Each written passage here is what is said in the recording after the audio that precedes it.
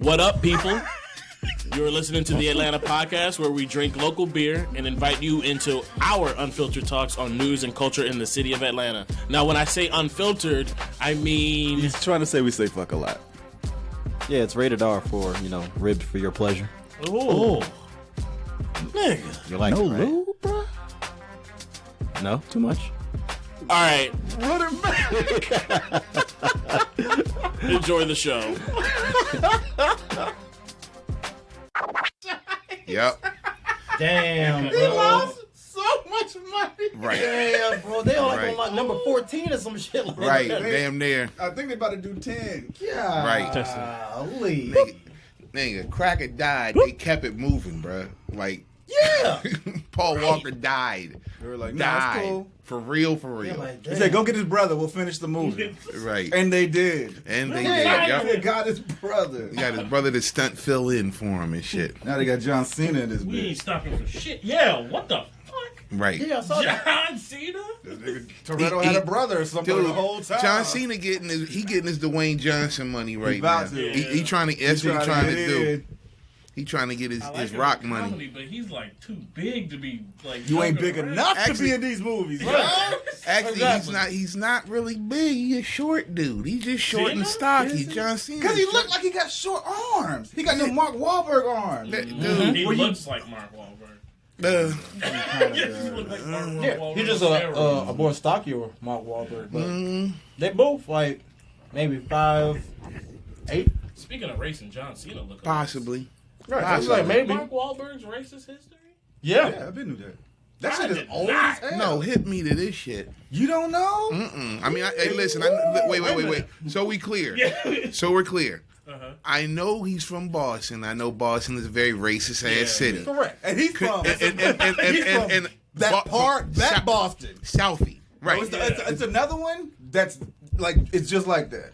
It's just like that. Is it Dorchester? It's one of them fucked up like white hood villages. But yes, so that we all agree on. Yeah. that. Boston is and hilarious. he caught a case beating up a black dude. who's No, like- Asian dude. Asian dude. Beat him to an inch of his life and he lost an eye. Okay. We found out later he might have lost the eye before that in a war, but No matter. then they were throwing rocks at black kids, yelling nigger, getting them out of their because they were just trying to walk them through their block or whatever. That also happened. wow. It's more stuff. Yeah, Mark- if you go to his I Wikipedia, mean, he was a teenager then, but No, fuck that. They tied up this black dude and dragged him. I didn't know. See, if you go to his Wikipedia, there's literally a section. That's why that he says got hate arrested. Crimes. Right. This is not new. Oh shit. I knew about Right? it a while Wow. ago I was because like, damn, so I gotta stop watching the other guys? Pretty that much. what it is? That's where we at right now. Like, God damn. You know what I mean? Like I Cancel can't. culture, man. no, but look, Right. If you gonna do it, like we got to do it all the way across the board. you can't cancel everybody. But listen, okay, let me see. Tell me if you still want to cancel them after this. Here's how I found out about it, which was 10 years ago, give or take. Uh-huh. I was He brought it up at the BTU. I was super into church. He was fucking this black girl. No, just no. It was in a religious magazine, and he was giving his testimony because after that he went to jail. He went to prison, and he was Yeah. just like, and then he found God, and like to this day he's still Underwear like deal. he's super close to the Catholic Church, and like he's like super religious, and that he tells people that he wasn't hiding this. This is No. part of Here's my his thing with that. training. And he looked for that guy too. Oh, word. He looked for him. That's cute. Right. I'm Look just for him. You letting couldn't find you him? know. He's rich. What the fuck? Right.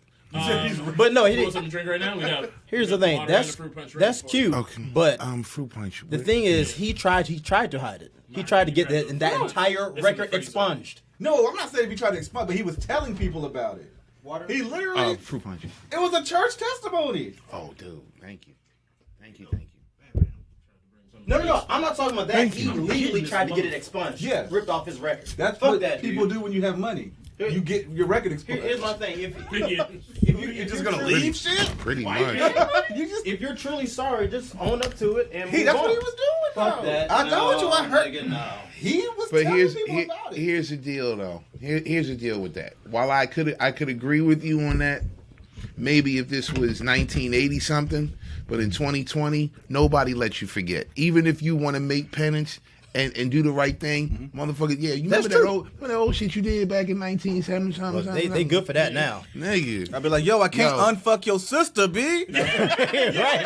What you want me to do? I can't. Literally. I'm married now. Right. I can't unfuck your sister. Hell. And it'd be like that. And it'd be just like. Yeah, that was his dream. Let me look this up somewhere. Yeah. Where's the best place? Actually, go through that. Would that help? Oh, actually, yeah. Oh. That would. Let y'all light it up. Y'all set it up. It's a grown man incense. I got something they like this. Right. Set them up. Them 50 little cent shit sticks. come through. Yeah. Like, shit's about to be lit.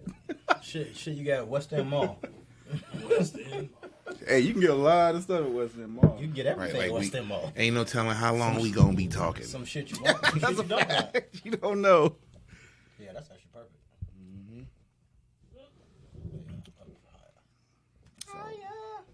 Who else I'm using West End Mall? Oh my God. So You think white people are at West End Mall now? Perfect. Not now. Not yet. you said white people at the mall West End? No. Not yet. Not Not yet. yet. It's They coming haven't- though. They Oh, haven't nigga, touched it's that coming. area. They're riding their bicycles like soon. Yeah. We're like they're riding right by that shit. Was a warning. Right. White walkers are coming. Okay. I give it before they take over. Shit. And not bicycles, segways. Yeah. Before they fully Segway. take over West End Mall, like I'll give it maybe another 5 years before they fully Somebody's take gonna over. buy it. Looting Right, that's what I'm saying. Somebody's gonna get it, but I'll give it another 5 years. Right. Like You know, so hopefully a celebrity buys it before Simon Malls buys it.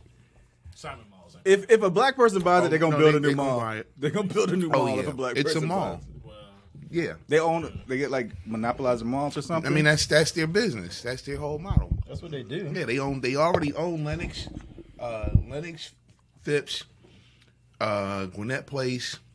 Like every mall in the metro area. It's, damn it's near. Simon's. but Is it malls Simon are I didn't know dying that. now. I know. That's true. Trust me. Some of them. It'll be done in 5 years. Like malls will be a Even Lennox though. Yep. Lennox. Not Lennox. Lennox is almost a monument. Lennox though. don't be popping like that. Lennox is slowing down. Not like it used to. You got to make it one of those multi-purpose, like Yeah. haunted Put a roller coaster market in the, there. the whole Knock that shit down The- and just build up something that looks old. what they call them, the live work play areas. Yeah. Live work play. Yeah. So I mean, Somewhere technically, bring it's your not going to be kids. gone. Right. They're just going to build shit Condos. around it, They're gonna right? build condos And keep around certain it. stores. Make sure they got But the exposed. Neiman brick Marcus is gone. Word. Yeah, Neiman shut down because of COVID. It's a wrap. Now, no one really shopped at Neiman. People ate at Neiman Marcus more so than they shopped at Neiman Marcus. And I'm so serious.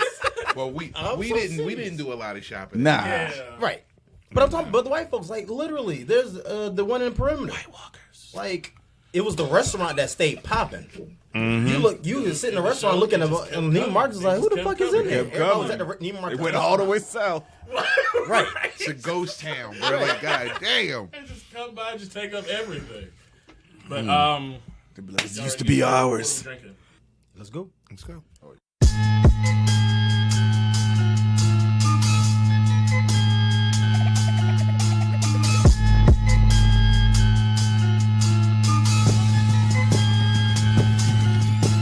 What up, people? Welcome to the Atlanta podcast. It's your boy Christian, Justin. And Myron. and we're here talking about stuff going on in Atlanta. Listeners, we're back in the beer basement recording on what's today's date? July Second. 2nd. Like, I literally forgot we were off for the 4th of July. Because, I mean, as we know, 4th of July is canceled. It's been canceled for quite some time. Cancel. Unless we're off work. Right. No, I'm out. Like, we had a meeting this week. And You starting over or we still going? I Oh, just cut okay. shit off. Yeah. Right. I just, All right. we just talked. It's gonna sound magnificent. Don't worry. But I had a meeting this week, and my coworkers like, "Oh yeah, we're all, no one's gonna be here Friday, and some folks taking off Thursday." I was like, "For what?" And they were like, "Because of the 4th." I was like, "Oh shit, we off for that? Oh my bad. Yeah, I ain't gonna be here." We off tomorrow too, so. Oh, you off? You are. And I'm off Monday. Birthday, niggas. Stop it. Days off, Yeah. nigga. Welcome to indentured servitude. Dang. The slave shit, baby. They let me go. They were like, we gotta treat our black employees better. Exactly. Give them an They were like, extra day on Justin? Floyd's birthday. Right. We saw the Floyd thing. You can have your birthday off, nigga. It's like, thank you. You ain't getting paid though. You gonna take some PTO. He looking like Dave Chappelle. Take what you can get, nigga. Bye. Okay. Oh man, listeners, we are in the beer basement recording on Thursday, July 2nd, and we got a real special guest in the building, y'all. Born and raised in the city of brotherly love, Philadelphia, and has been roaming and working these ATL streets for a while now. We have the human beatboxer, MC, host, lecturer, ambassador. Yeah, we'll get to that later. I was questioning about that. I was like, what the fuck? Quite a And story. Probably the reason you had a damn good time at MJQ. Andre Lett, but you probably know him as the divine real essence of sound, D.R.E.S, the Beatnik. Cheers! Thank you so much, man. Legend. Legend. What's going on, y'all? Appreciate you coming in. Appreciate Thank you y'all coming for in. having me, man. Seriously. First, before every episode, we like to crack open a local beer to enjoy and discuss with our jack of all drafts, Myron. So, Myron, what we got on tap? So we got on tap this evening is a Hefeweizen from Tucker Brewing Company called Oh, Heifer? Heffa. Yes. That's literally what I call them, like, for short. I mean, no, It's brewed only so Heffa. exclusively by large women. Right. It's called Southern Heaven. They're in like downtown Tucker. We actually just went over there for a second time because the first time we went over there was, I think, their opening-ish month or whatnot. So it was cool to go back and see how things have changed and grown. So they definitely have more beers on tap this time around. Then when we went, yeah. Yeah, I think we was when we in the went- beginning. Yeah, they had like 3, I believe. But now, I think they have like 10. Nice. Shout out. So yeah, they hooked us up with a few beers that we'll be drinking this evening. So this first one is the Southern Heaven Heifer. So I'm gonna go ahead and crack it open.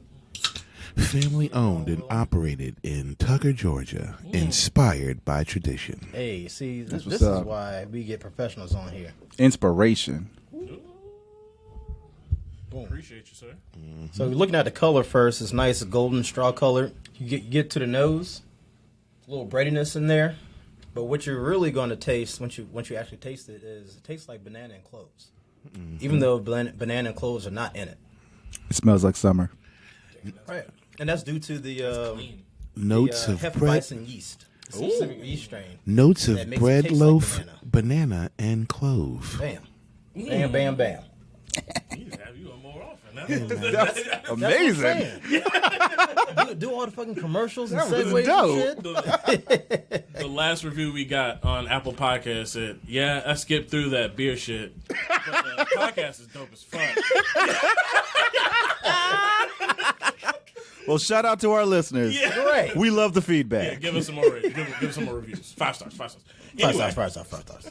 you just went to Tucker, right? Yeah. No, it was dope. Not only do they have more beers tapped, but they have plans to open a kitchen within it next month, in fact, in July. So they're going to have bites to eat fuck to it, pair corona. up with the beer. Yeah. Well, when I went, though, nobody was allowed inside except for us, of course. Everybody was doing outside and whatnot. So, but yeah, no, it was dope. Chopped it up with the head brewer and the owner, Ashley. Shout out Two Ashley. two separate people. The head brewer was actually named Tucker. Shout out Tucker. Right. I know where I'm working. And then Ashley, the owner. So yeah, no, they were dope, inviting, cool peoples, and yeah, check it out. Awesome. And this is dope, actually. It just tastes like straight up bananas. Yeah. It does, and I hate bananas, but this is good. All right. Well, guys, I know last episode we skipped it, but we had to bring it back. I mean, last episode it was already a topic of race, so Yeah, we didn't need just to do more that. race. It's like, guess the race, America. Right. So, Guess the race, white, white. Anyway, it's time to play Guess the Race. We normally like to kick off conversation with a friendly game called Guess the Race. I will read a local crime story, and you, along with Justin, Myron, and D.R.E.S, will guess the race of the culprit without being provided the name. Ready? Wait a minute. Are we at 500 yet, or did we get above? we got to start over because of COVID. Yep. Start over. We already did, though. Start over. We got to restart again. Start over. Nah, fuck that. Man. Let's go. Hold on, wait. The last episode that we did in the basement, though. We got it, didn't we? Probably. Starting over. No. When we came back from the COVID break, We're like the NBA. We got took a it, break, and now... right? So We're back. so we're 1-0. Okay. Okay, I'll give it I'm to with you. it. We're I'll give 1-0. to you. Undefeated. All right, here we go. An Atlanta man faces 2 felonies after being accused of trying to set a Brookhaven police car ablaze over the weekend. The 28-year-old man was arrested Sunday after being caught in the act at a parking deck at Town Brookhaven off Peachtree Road, police said in a Facebook post. The mixed-use shopping mall features restaurants, shops, and luxury apartments.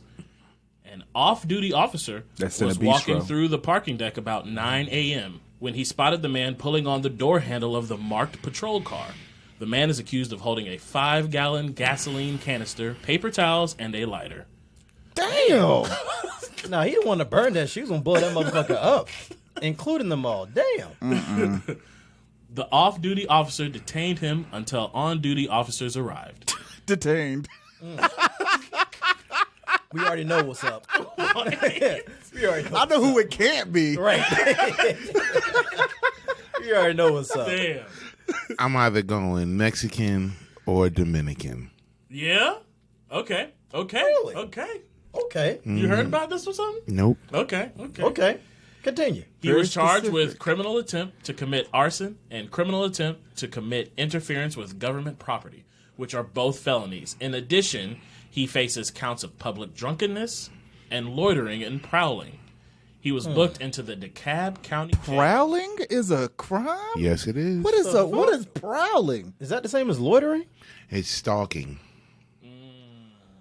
Oh, prowl like a cat. Yeah, or the prowler.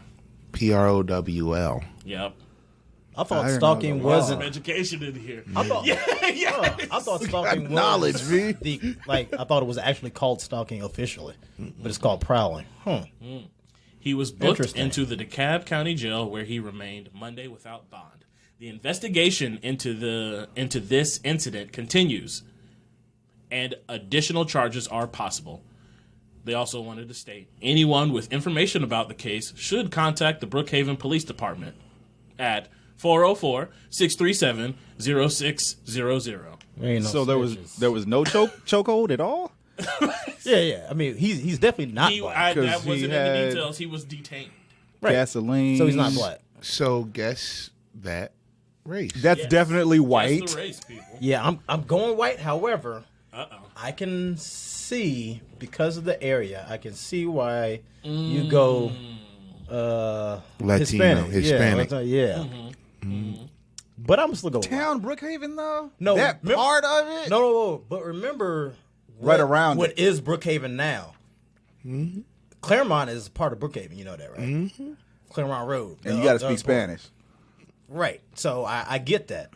I get that. I'm still going white though. Oh, white. Yeah.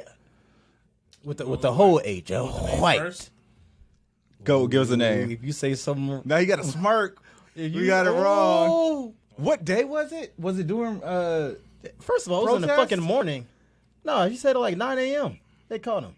This guy got to be white. Yeah. you think he's white? He's white as hell. Where the fuck? He got good credit white. I don't know about good credit white. Probably not. He sounds like he makes bad choices. Yeah. Nah. It's not. He's definitely like paid his credit card on time. He's EAV white. EAV white. That means he takes 3 showers a week or so. Or every 2 weeks. Wow. He's EAV white. Okay. His name is Spencer. There he goes.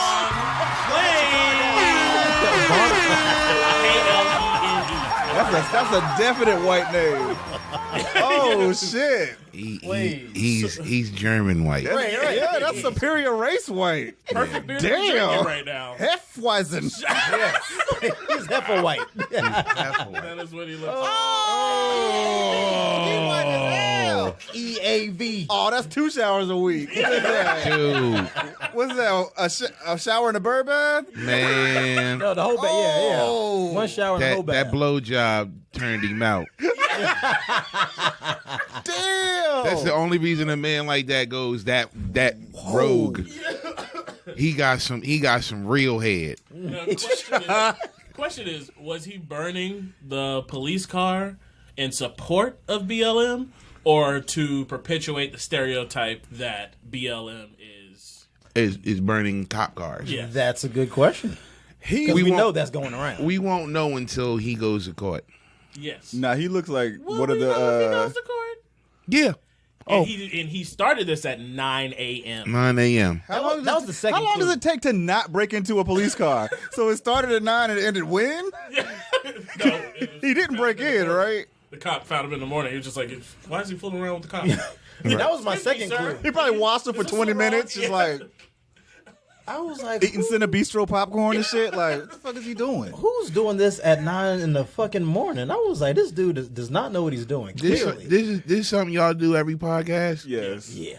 Dude, y'all are popping. No, here's Saturday Night Live literally just did a skit on Weekend Update Oh, yeah, we saw that. based on what y'all do. Yeah. They're not the only ones who We're would. not- Well, see, Yeah. here's the thing. We've been doing it for a long time, and then on The Breakfast Club, they started doing it, and we're small. They're not. Of course. We know they're not. They're not biting us. Great minds think alike. It was a couple Well, times I mean- where our topics matched up, and we were like, what? The fuck? I have a theory about that kind of stuff. Some people man. are listening, dog. Yeah. They got the interns listening. Yeah, hey. Like I have a theory about things like this. My theory is the universe gives the same idea to a chosen few, and falls back to see who's going to execute the idea first. You execute the idea. If you bring the idea to fruition, it's your idea. Right. However, literally the universe will set down an idea. You'll have it. I'll have it. It's a race to see who gets it. Who gets it off. If it's for you, it's for you. If it ain't, it ain't. Damn. I can see that because you can see that coming out in like cuisine across the world.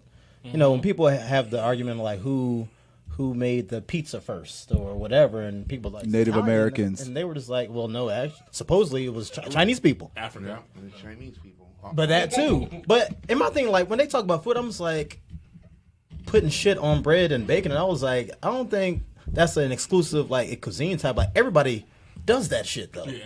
Meat pies, empanadas, meat pies, Haitian pies, they're all the same thing, stuff and meat and bread. But you can't say, oh, well, they did it first. Everybody did the same shit. Bread and meat is tasty. Open face empanadas. Right.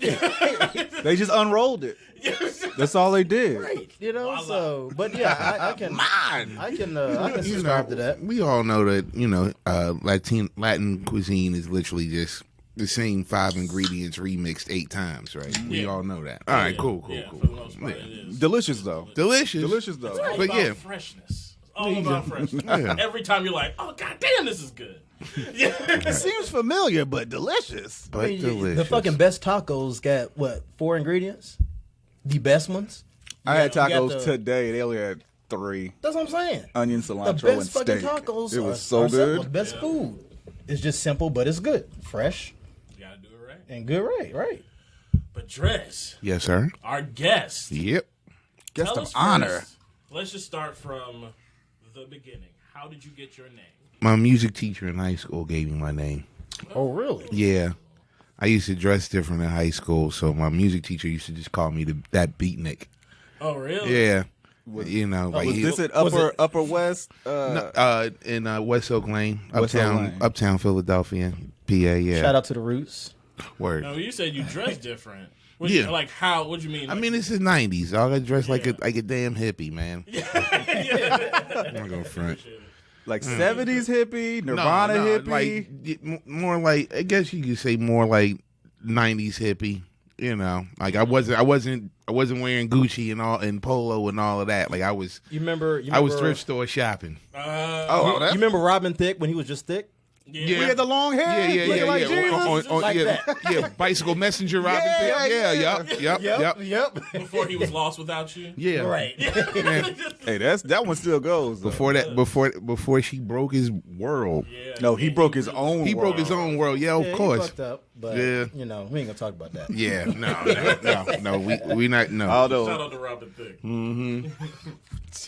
Yeah, you know. Now you said you got your name from the Beatnik part. Dress. Yeah. Where did the dress come in? That's by birth. My birth name is Andres. Okay. Yeah. Okay. However, the school district of Philadelphia could not seem to pronounce Andres and shorten it to Andre. Really? Because I was like, I didn't know it was Andres. I thought it was Andre. Right. Yeah. With a silent S. Yeah. Pretty much. Right. That's Right. And invisible on all papers. Use Andre all the time. It's Andre. You look like an Andre. We'll call you Andre. We just stopped fighting. Like kindergarten, first grade, second grade, third grade. We just stopped fighting. By the time fourth grade But showed they can up. say Hefeweizen with no problem. Though. Of course. right. No problem. Easy. Yeah. Right. Yeah. 3 Z's back to back. You should know how to pronounce each one. Each one. What do you mean? With emphasis. So you've been into music like. What were you always, studying like, when you in music class? Well, I used to play bass. And in high school orchestra. That's what I used to in jazz band. Good shit. Oh, nice. Oh yeah, he's Yeah. basic now. He's just, Yeah, free bass guitars. Dude, I used to hate carrying that motherfucker around, dog. Like, I went to school at a time where, like, they let you take the instruments home. Me too. I remember that. And so you play upright. Oh, hell no. What's upright mean, guys? Yeah, what is that? I don't know. So there's electric bass. Yeah. Sure, right here. The upright where you is slap the bass. the big. Oh, jazz. Yeah. So take a violin and blow that shit up. Like, honey, I blew up the kid shit. Like, Right. yeah. Think Shit first four humongous. notes of Cool Like That Hey, by Diggable Planets. That's upright bass. hell yeah. Oh, some Yeah. So what brought you to Atlanta? A job. Yeah. I guess I could rewind it back a bit. So I used to come to Atlanta in my summers growing up. Freaknik. No. Oh, because you're like Philly to Atlanta. I was like, it adds up. We talking about I am not a Freaknik refugee. Just so we're clear. Because some of y'all got left behind. I know quite a few of them. But real rap though, my aunt was a student at Clark College. Okay. okay. You know, so during breaks and things like that, we'd come down and visit my aunt. Dope. And you know, some breaks my family would come, some breaks I would just come. And when I just came, my aunt pretty much just introduced me to college life at like 12, 13. So yeah, That'd be real like impressionable. yeah. So you know you figured right AUC. Y'all these black professionals. Dude, like I'm wide open, Right. nose hella open. Yes, it's going down. Yeah. And so you know it was like I know where I'm gonna go. You know what I mean? Like even if it's not college, I know like You made if up it's your not mind. Clark, I know I'm going to college. Fucking You know what I mean? Black So Mecca. it was that. It was okay. Now I have a reason to go back to school and actually apply myself. So when the time came and it was time for me to make my decision to go to college, a few years before that, on July 1st, actually, 1988, happy anniversary to the Clark Atlanta University. Hey. Clark Atlanta was formed in 88 on July 1st. And by the time 91 came, which is when I graduated, I'm an old dude. You wear it well, sir. Thank you.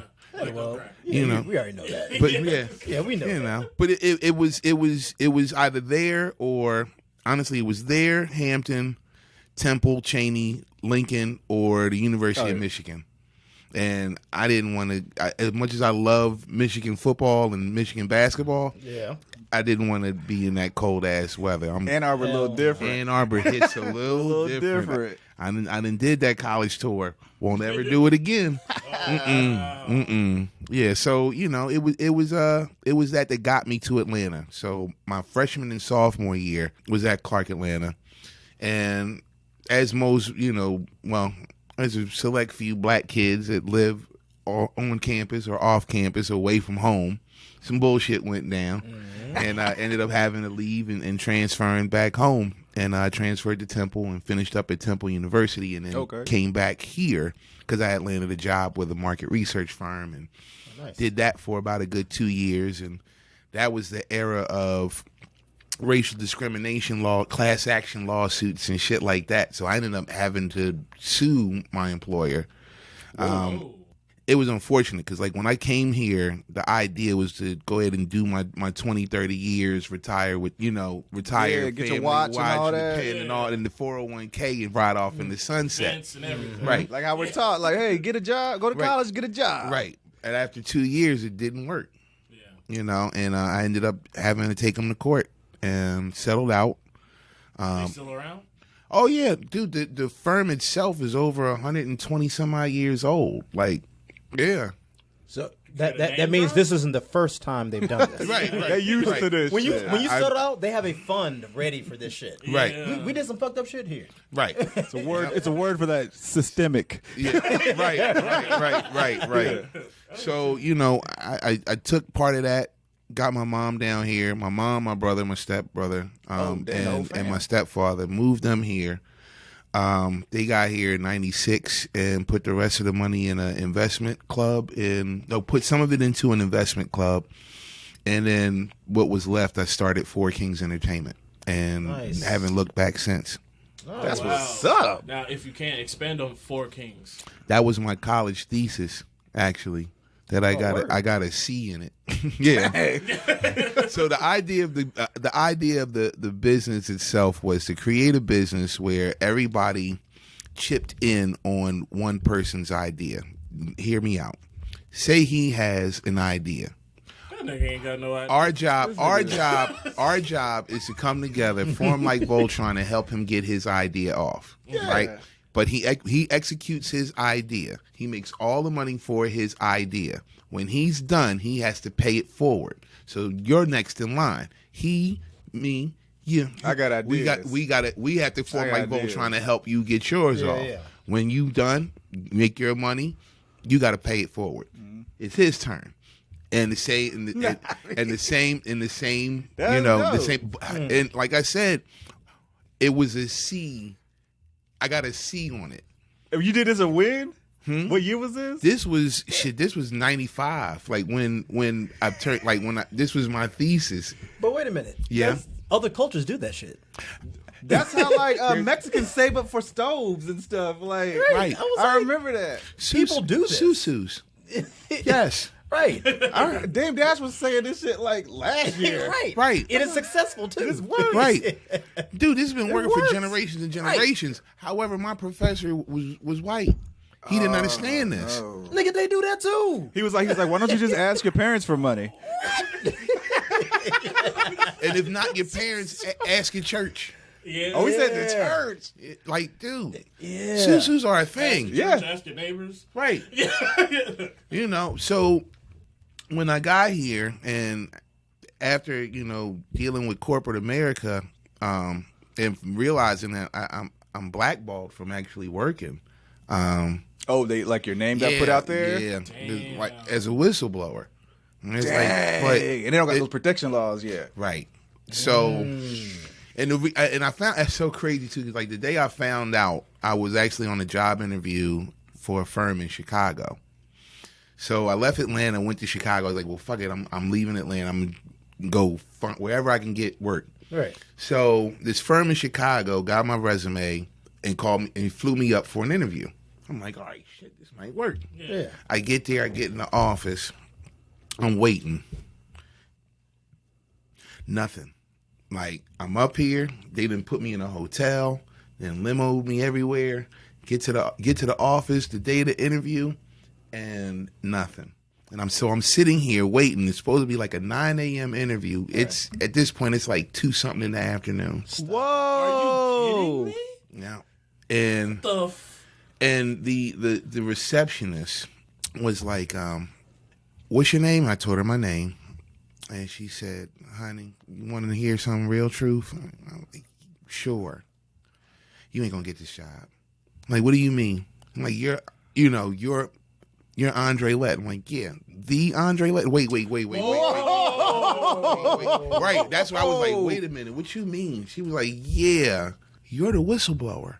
Damn. And I'm like, but it wasn't. But we settled. It wasn't even public. What? Because they all talk amongst each other. Yep. Yeah. It's like casinos. Like, yo, he's counting cards. Yeah. Can't go to none. Mm-hmm. So it was national. Damn. Illuminati shit, man. Like, I graduated with a degree in marketing. So within that community, that was the thing. Mm-hmm. So I made these people a lot of money. So when it came to leaving, it was a deal. Yeah. And trying to go find work somewhere else, it was still a deal. And we're talking like damn near 6 months after the fact. Like, I'm thinking, oh, coast should be clear now. Let me go on and nope. Damn. So even after you made them all that money, Yeah. the settlement was a deal, and they were still like, Fuck this nigga. we're going to fuck you. Yeah. So, I thanked her for a time. Who's gonna play you in the movie? Word? I don't know. That'd be interesting. But yeah, like shit, just got some deep dish, got back on the plane, and came back to Atlanta. Like that was it. It was nothing more to do. So It was really basically, it was I got to take that L. right. I had to take that You L. gotta I was like, take that. fuck. But at least they this paid pizza for is it. delicious. We got to Like, regroup. right. little paid vacation, little weekend joint, something like cool. But yeah, like if I had a shorty in Chicago, that'd have been the greatest Right. weekend ever. But Shout out like, to the shorties in Chicago. oh Lord, Windy. windy. It's good you didn't get that job because Chicago code is nasty. I know, too, man. dude. I go to Chicago like once a year, like with art beats and lyrics, right? And we can never get up there in like the spring, summer, or even When everybody fall. says it's the most beautiful city. Yeah. And it's nice in the summer. Yeah. It's hella nice in the summer. It's nice and violent in the summer. Like, I've been to Chicago in the summer and in the spring, and it's true. 4th of July weekend in It's- Chicago is It dangerous. pops off. Yeah. Literally It's- and Good fucking air. figuratively. Must be summer. Yeah, like it's awesome. Like I would have loved to have lived in Chicago because, like, I mean, and that's still like is possibly like the world's imploding right now, but like if it really imploded, or my world imploded, like I probably would like pick up stakes and go to Chicago. Yeah. Yeah, Close Chicago is like I mean, I've seen a lot of cities, and Chicago feels as close to here, a hybrid between here and Philly, as I've dealt with. That's right, because you got the Yeah. Philly roots too on top of it. I'd probably move to DC. I like Chicago. Well, You a DC I was nigga. born in You- Chicago. I love I it. wasn't there long, but me and my wife, we just last year went to Chicago for a trip. That was my first time back. So I was born in Chicago. Right. I agree with you. It is really good. Yeah. And we went to Philly as a group a Yeah. couple years Yep. back for a Philly for an Eagles and Falcons game. And I'm sorry, y'all. I'm sorry. I'm sorry. yeah, That's kind of how it went too. Yeah. Well, no, on two, because we lost that game, but that was this year we went to the Super Bowl. we don't. And Anytime that's what I'm saying. we try to don't show talk- off, yeah, and yeah. then we went to the Super Bowl that year. We got MVP, and then like what happened at the Super Bowl. But Right. anyway, let's talk about something lighter. Right.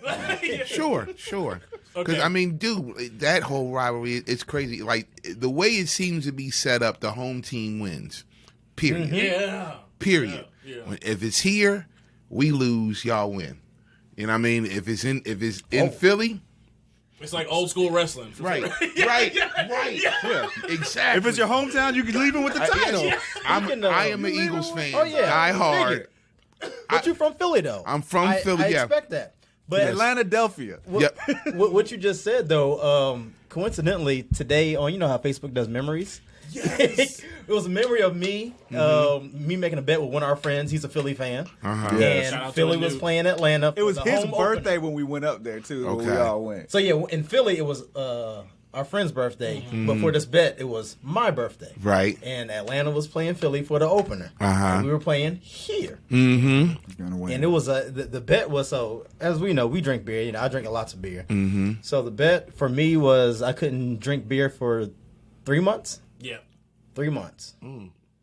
And for him, he eats out every single He's day. a fast food junkie. It's like Taco Bell in his veins. Oh, so so he the couldn't eat out for 3 months. so the wager was health and health. Basically. Basically. Yeah. American punishment. American punishment. Whichever. Live longer, nigga. Word. Yeah, you really got me, man. But it was a good gentleman's bet. But Yeah. when you talked about Yeah. we won, but we were playing here. Yep. Off of was that a field That's goal? a good observation. Yeah, it was. Hey, dude, I bought tickets and went to that game. Like, yeah, I'm like, I bet against the Eagles. Like, dude, because I knew, like, man. yeah, like, shit, Oh, nigga, man. I won a grand Bet against the Eagles. You sure you went to Atlanta, fan? in Atlanta. I bet against the Eagles.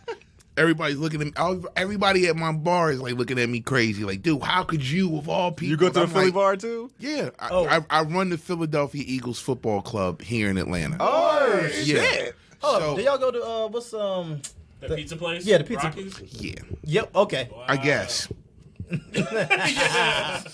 Yeah. We're nice and quiet. We don't bother nobody. Ooh, all the everybody lies. bothers. Everybody bothers us. I promise you. I'm sure. It's because all, you're thir- Philly, though. all 31 teams. If we're playing, they're showing up. Oh, yeah. Oh, they're Like at the bar. But Okay, yeah. There's Especially football, Cowboys but there's fans. football Jesus. bars all over Atlanta. You realize y'all brought this on yourselves. No, we as did not. fans, you did. Nope. Yes, you did.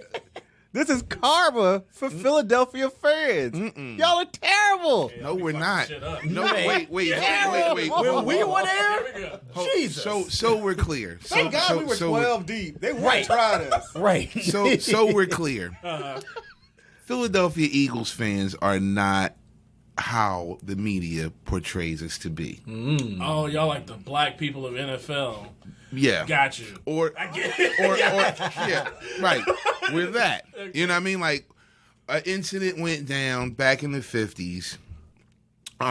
Where shit. the team owner decided as a promotion to have Santa Claus come out on the field for the kids I don't fucking like at the game, right? So it was a whole promotion, Yeah. right? The thing is, on the day of the game, he's supposed to come out at the end of the first quarter, at halftime, and also at the end of the third quarter. By the time he got that, while halftime got here, we're losing. It's halftime. They roll out Santa. Santa's drunk off his ass. Merry Christmas. So of course, kids are crying. Mommy, why is Santa drunk?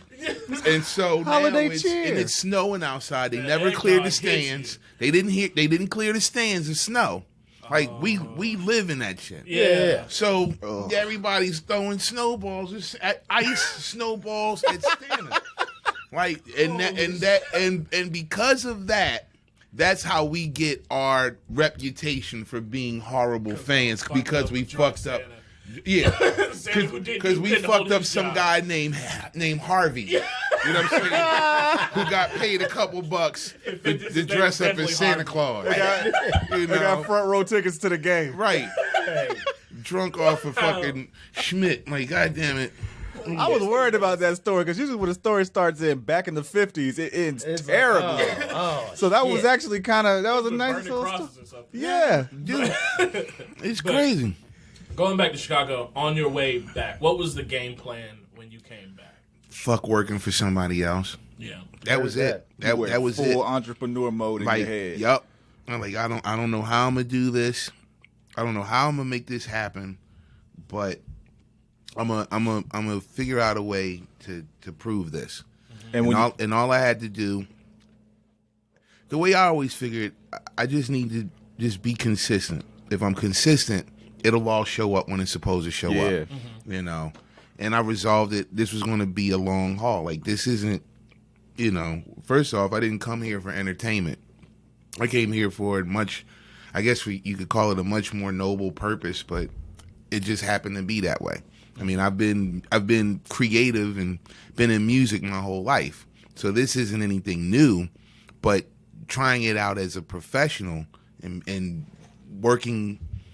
dusting off this business model and putting it into practice was going to be harder than I thought. You're going on a ledge. Yeah, like the first 9 months I was homeless.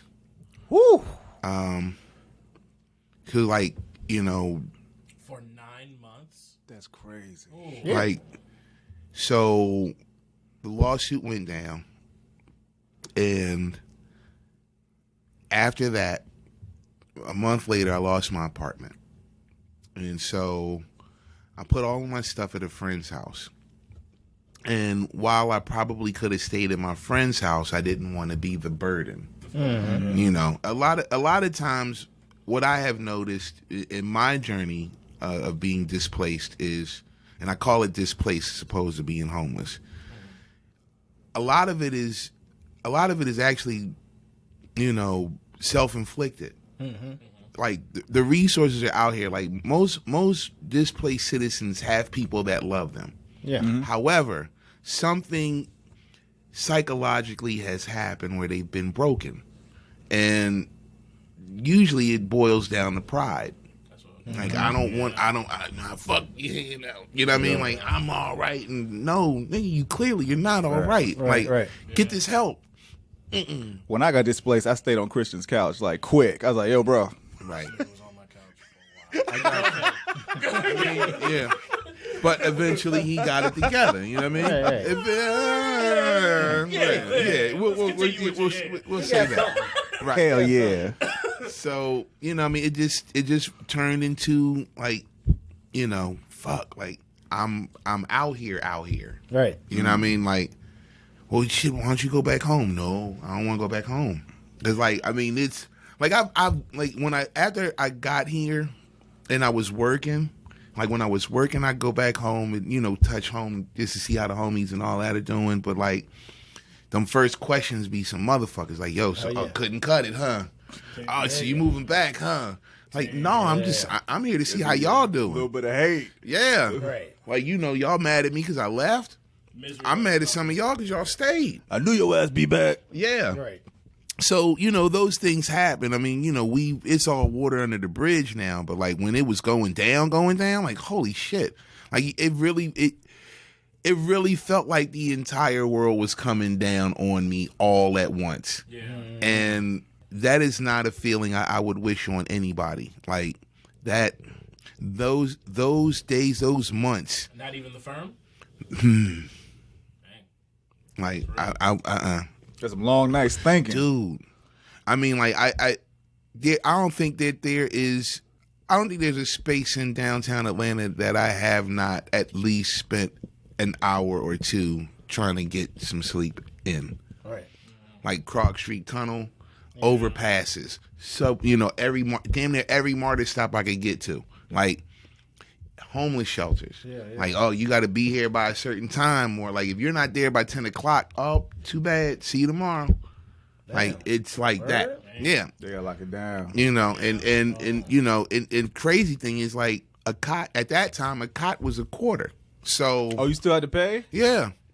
That's why you see a lot of homeless people, like, with the cans and the bottles and out here begging and all this. Yeah, not for. I did not know that. Not for, you know, I mean, I know someone be like, why lie? I need a beer. But, like, on the real, like, a lot of them be like, yo, why lie? I need this so I can get to sleep. I can have a sane night's sleep. Yeah. You know, and there's a lot of bad shit that's out here in these streets, like, after 3 o'clock. Yeah. Shit after midnight, really. But, like, especially, you know, downtown. Yeah. It's wild. It's super wild. And you know, where I stayed was at the Atlanta Recovery Center downtown. And they helped me get back on my feet. And by the time, you know, my ship came in, you know, I went and slid them money as well. Thank you, you know. Yeah. And I just promised myself that I would never be in this situation again. And so far, knock on wood, you know, it's been pretty good. Right. Mm-hmm. Family know you were in that situation? No. Wow. Nope. Wow.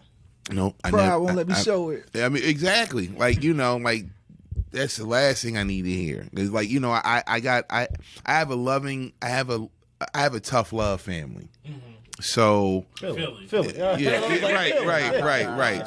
You know, so it's, you know, like, oh well, you know, it's, we, you know, damn baby, you know, you gonna be all right. Come on, we got you. But like every day you're there, man.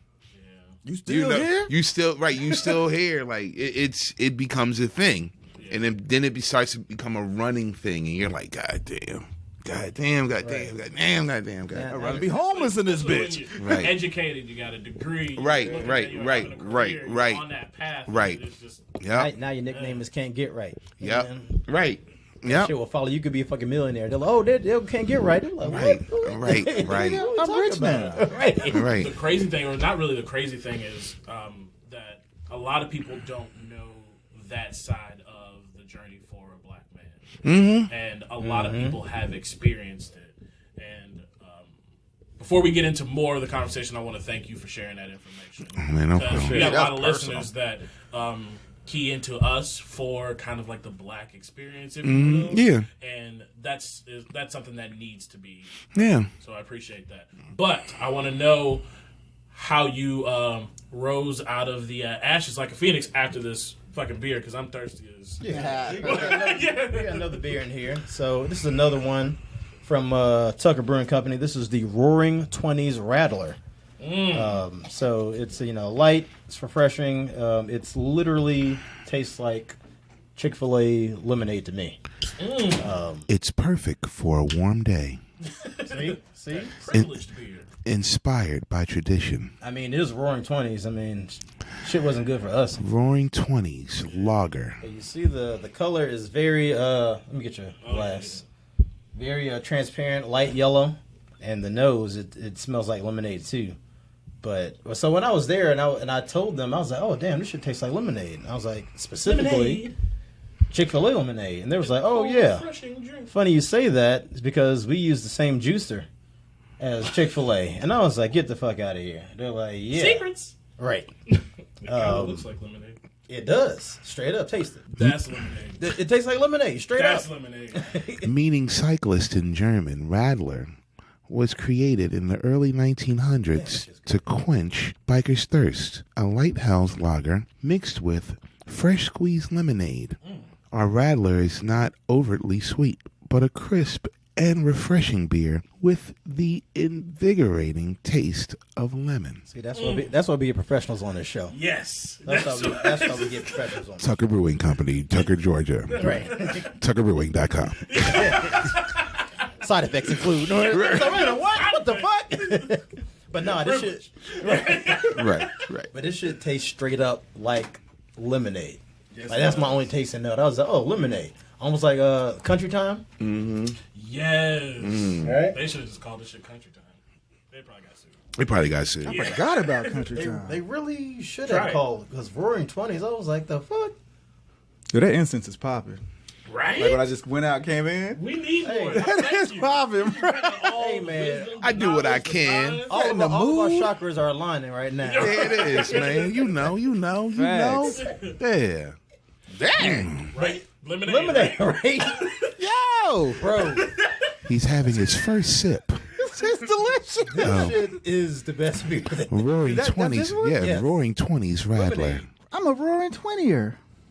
Nah, you ain't that. Yeah, you don't want to be that. No. Oh, that's a fact. Nope. 20s weren't good for us. Anyway, Right. back to you, sir. Yes, sir. So let's talk about how you rose out of that The situation. turnaround.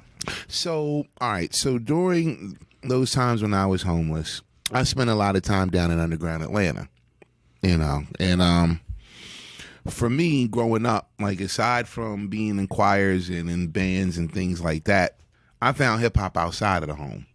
And, so where all my friends were aspiring to be MCs, I was just a person that happened to just keep a consistent beat longer than most. Okay. So I just started developing being a human beatboxer. And being down at Underground Atlanta, ciphers are ciphers, and those things happen, and every cipher needs a beatboxer. So Facts. I like that because everybody and their mom always tries to be a rapper. No matter if you go to any metropolitan area. I mean, hell, even me. Everybody's like, oh, I can rap. Cool. I was like, well, who gonna get on this table though? Like, who got the pens? Like, who beating? And everybody, right, do back in lunch, the pen or whatever. But the real skill is beatboxing. It's acquired. I'm not gonna lie, I can rap a little bit. Right. The fuck up, Justin. He can't rap. My name was Cold Cash, so I'm just saying. Jesus. Cold Cash. Oh yeah. Definitely wasn't hot. Go ahead. So yeah, you know what I mean. So Sound just like a 60s malt liquor, nigga. so through the ciphers, I met pretty much, I guess, what would be considered the first generation of Four Kings Entertainment: Nickelback, Shag, Infinite Dope, DJ Ox, Crime Uno. Make sure I'm not leaving anybody out. We Won, Lady Trees, and Infinite Dope. Those were the cats out. Yeah, and you know, it's like, all right, cool. With these individuals, I'm gonna take over the world. Yeah. You know what I'm saying? So that and so that's what started it. And you know, the one thing I've learned in this entire journey is that it's a marathon, it's not a sprint. Mm-hmm. You know, and while the guys and gals that I started the company with in Atlanta, after a while they just decided to go on to other pursuits. You know, the thing is, when I was in college and I was writing this, I was executing Four Kings Entertainment as a business in college. And I started with three of my best friends from high school. We all went to Martin Luther King High School, hence the name Four Kings. Hey, that's dope. Oh. Yeah. So yeah, when I got here, it was just, you know, that, like the whole, I guess the idea, I guess it was pretty much a far-fetched idea for the uneducated. And it's not to say that any of you know, my family was uneducated on the idea of what this is in its basic form. Mm-hmm. It's just they weren't ready to see this all. Yeah, they weren't ready to see it all the way to the end. Gotcha. So after I'd have to say after from 97 to 05. That's when everything was running. Like, we had our nice run. The last member, aside from myself, DJ Ox, Quentin Bradford, he passed away from a rare form of blood cancer. Sorry to hear that. Yeah, and he passed away, and that was pretty much the last partner that I had in business. Right. So after that, it was just moving. Like, when we started, like, the whole idea was to put on as many people as possible. We may not be able to get anybody a major deal, but you have a talent, you want to foster it, you want to hone your craft. We got events and shows, and our deal was always to put on Atlanta, like that underground Atlanta at that. So, and it's changed over the years. It went from underground hip hop to, you know, hip hop to indie hip hop to, like, dude, it's all underground. Right. You know what I mean? And so we got, like I said, we had an opportunity to put a lot of people on, and we did. We did the best job we could with the time we had. And when we started it, I didn't want to be a host. Like, you didn't want to be a host? Really? Wow. Like, right. So the guy that I had in place to host, when we first started, we had an event called the Dread Poets Revival, and one of my business partners, the dude, to this day, he's still the funniest dude I've ever met in my life. Nickelback Shag. He was supposed to have been our host. He has a charisma about him. He has a way with words and with people. And it's like, this dude, if he just takes on to this role and just does this, I can steer everybody to victory. I promised you. I got it. That's what's up. First show, first night, he caught cold feet. What? And didn't want to do it. And exactly. It's not for everybody. And Stage fright is a motherfucker, boy. Right. Number one fear. Yeah. Speaking in public. Yep. So it was like, you know, we got a room full of people. Do we send everybody home, or do we keep the show moving? And so I got up and pretty much had to host the production that I put on, like, and manage it and all of this at the same time. So by the time we got done with the first one, the people seemed to like it. And by the next week, he's like, I'm ready. It's like, no, I'm good now. Oh, no. Right.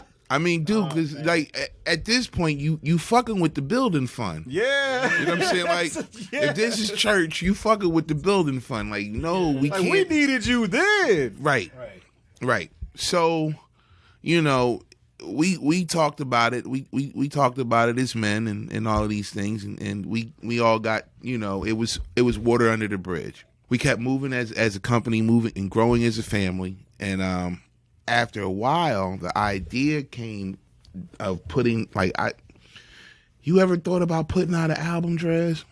No. No. I didn't come here for that. You know, like, yeah, well, you should think about it. Okay.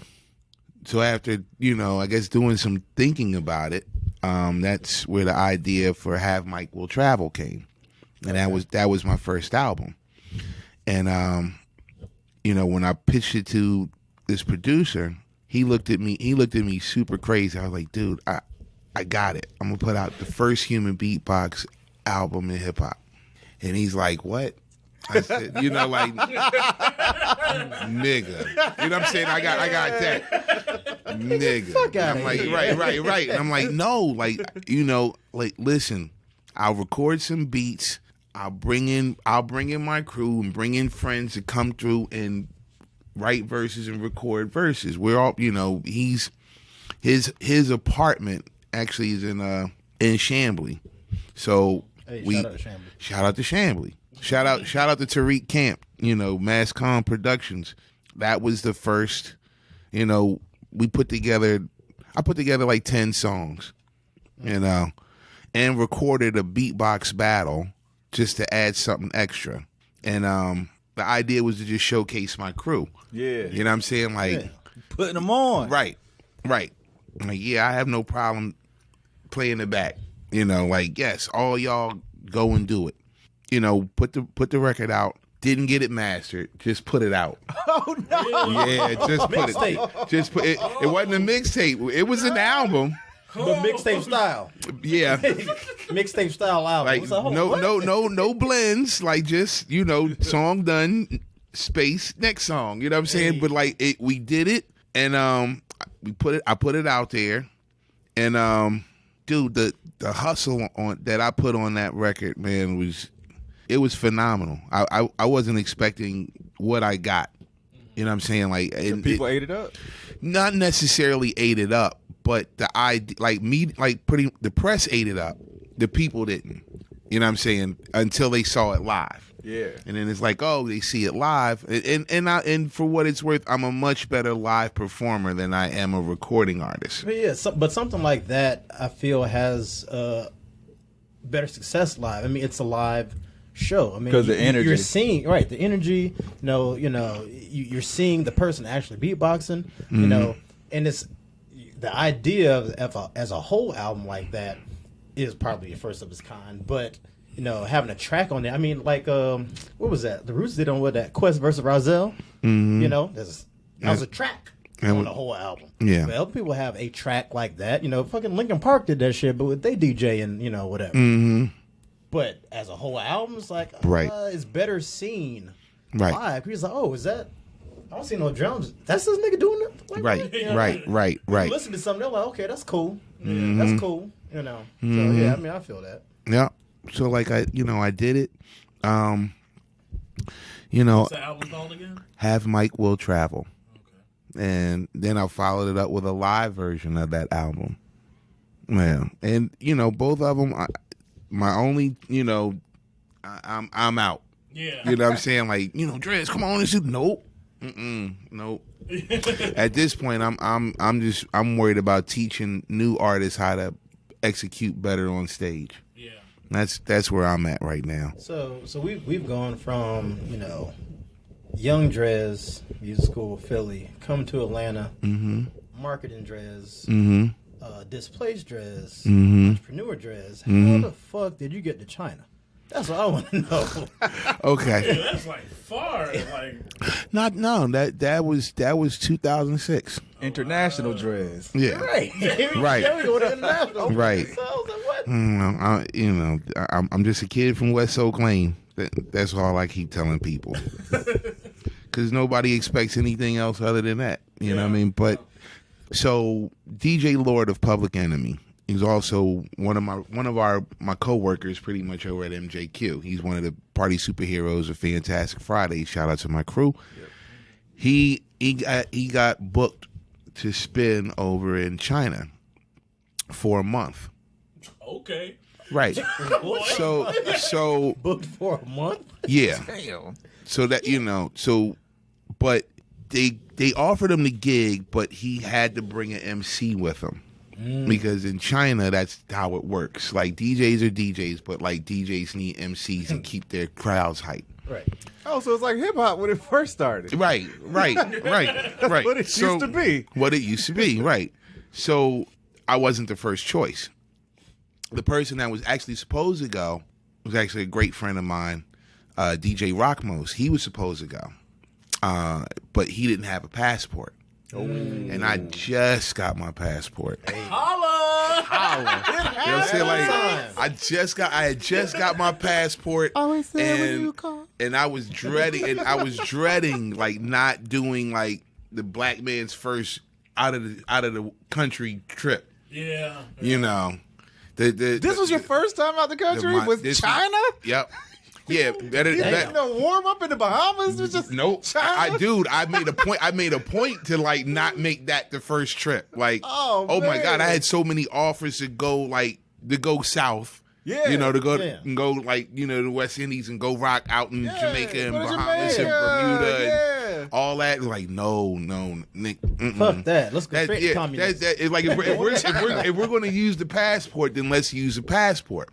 So he asked me if I had a passport. I'm like, yeah. Showed it to him. He was like, that's what's up. We got to get a visa. All right, cool. Drive up Buford Highway, go find it. You know what I mean? Go get the work visa. Got that. Sent all that off. Here come the ticket. He hooked me up. He told me what the pay was, and I'm like, great. Put you up. All this. We flew over there 18 hours. Oh, you know, and got to. Before, like one way. 18 hours. Ooh, this is like Atlanta to Chicago to Shanghai. On the way. Movies on the plane? I mean, yeah, of course. Yeah. No, it's not. Ain't like prop engine planes, man. Like, God damn, I'm not even that old. Shit. You think it's chickens running around? Right. No, man. Like, right. Please. Like, no. So, you know, get over there.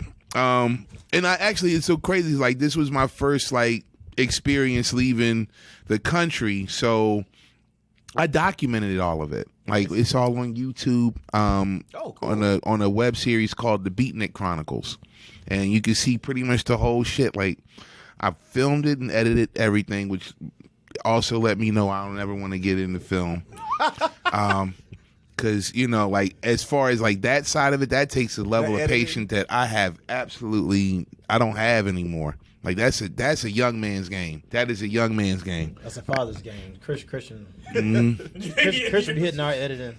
Right. Nigga. Because I can't go nowhere, so I might as well sit in front of this computer. All these goddamn kids. Right. He be telling us, he's like, nigga, you know, you said the word this like 32 times. Like, nigga, I don't know how. Right. Oh, shit. I counted. Matter of fact, I didn't count. The little one counted. I'm like, damn. Daddy, he doesn't talk good. Right. Damn. It's okay. He's drunk, baby. He's drunk. So the shows went well. Like, so well that the club that we were residents at asked if I could stay for an extra 2 weeks. So Lord had to go back out on the road with Public Enemy. We talked about it. He said, shit, yeah, do it. At the same time, I'm still running Mic Club at Apache Cafe. Hey, shut up. So Apache Cafe. So first time I ever saw you, by the way. No doubt. So the trade-off was, since Rockmos couldn't go to China, you run Mic Club for me here, and I'll go do this, and I'll pay you. So that was the friendly trade-off. Worked out. So, you know, hey man, I'm gonna need you to stick on for about 2 more weeks or so. All right, bet, no problem. You know, so that was going good. Home was straight. Thank God, home was straight. So those next 2 weeks, shit was going fine.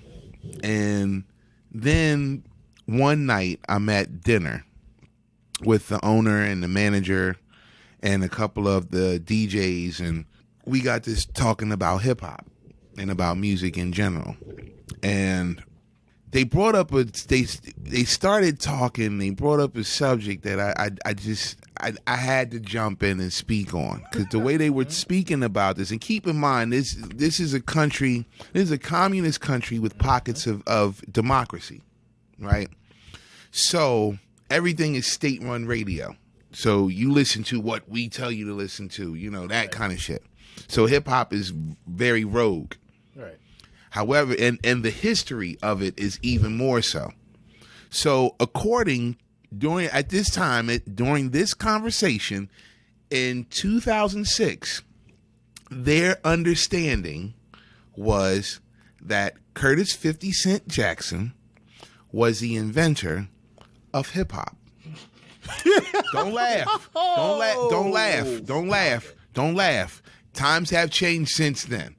But keep in mind what I just said. Wow. 2006, hip hop got started with 50 Cent. And I'm like, are you sure? And they're like, yeah. And I'm like, oh man, y'all sit down. Can we order some more? Can we order some more food, some more drink? I got to teach some shit. Yeah, I gotta talk. And so I'm literally dialing it all the way back from like 06 to 73. Yeah. This is not the conversation I'm supposed to have, but it's the conversation I'm supposed to have, because I know, because this is my culture and I know its history. And exactly. So 3.5 hours later, I'm done. This is like 3.5 hours after the first hour and a half of sitting down and eating. This man drawing up charts and shit. Right. Like I got timelines and everything. Like seriously, I'm like, for real. Like yes, right. 1520 Cedric Avenue. Right. Wow. Cool Herc. African Bambaataa. We get to a hip, a hop, a hibby. Like, and I'm, you know what I mean? And I'm sitting here and I'm like, I'm literally educating the party that I'm with, the table that I'm sitting here dining with, on what it is. And so we got done. Everybody was like, "Oh my goodness!" I'm like, "Dude, I got plenty of music. Like, you come over to my flat and download it out." You know the Wu-Tang? They didn't know Wu-Tang in China? I mean, I don't want to say I'm disappointed. Now keep in mind. Damn. Now in Japan, now across the water in Japan is a completely different thing. Oh, that's true. Okay. Japan is up to date. They was Wu-Tanged out. Yeah, right. Yeah. However, in mainland China, it's still, you know what I mean? So that conversation was that conversation. I was very happy with having that discussion. There's not too many times I get to talk, you know what I mean, at length about something that I love. Yeah. So a couple days pass. It turns out that one of the guys that was at the table worked at the U.S. Embassy.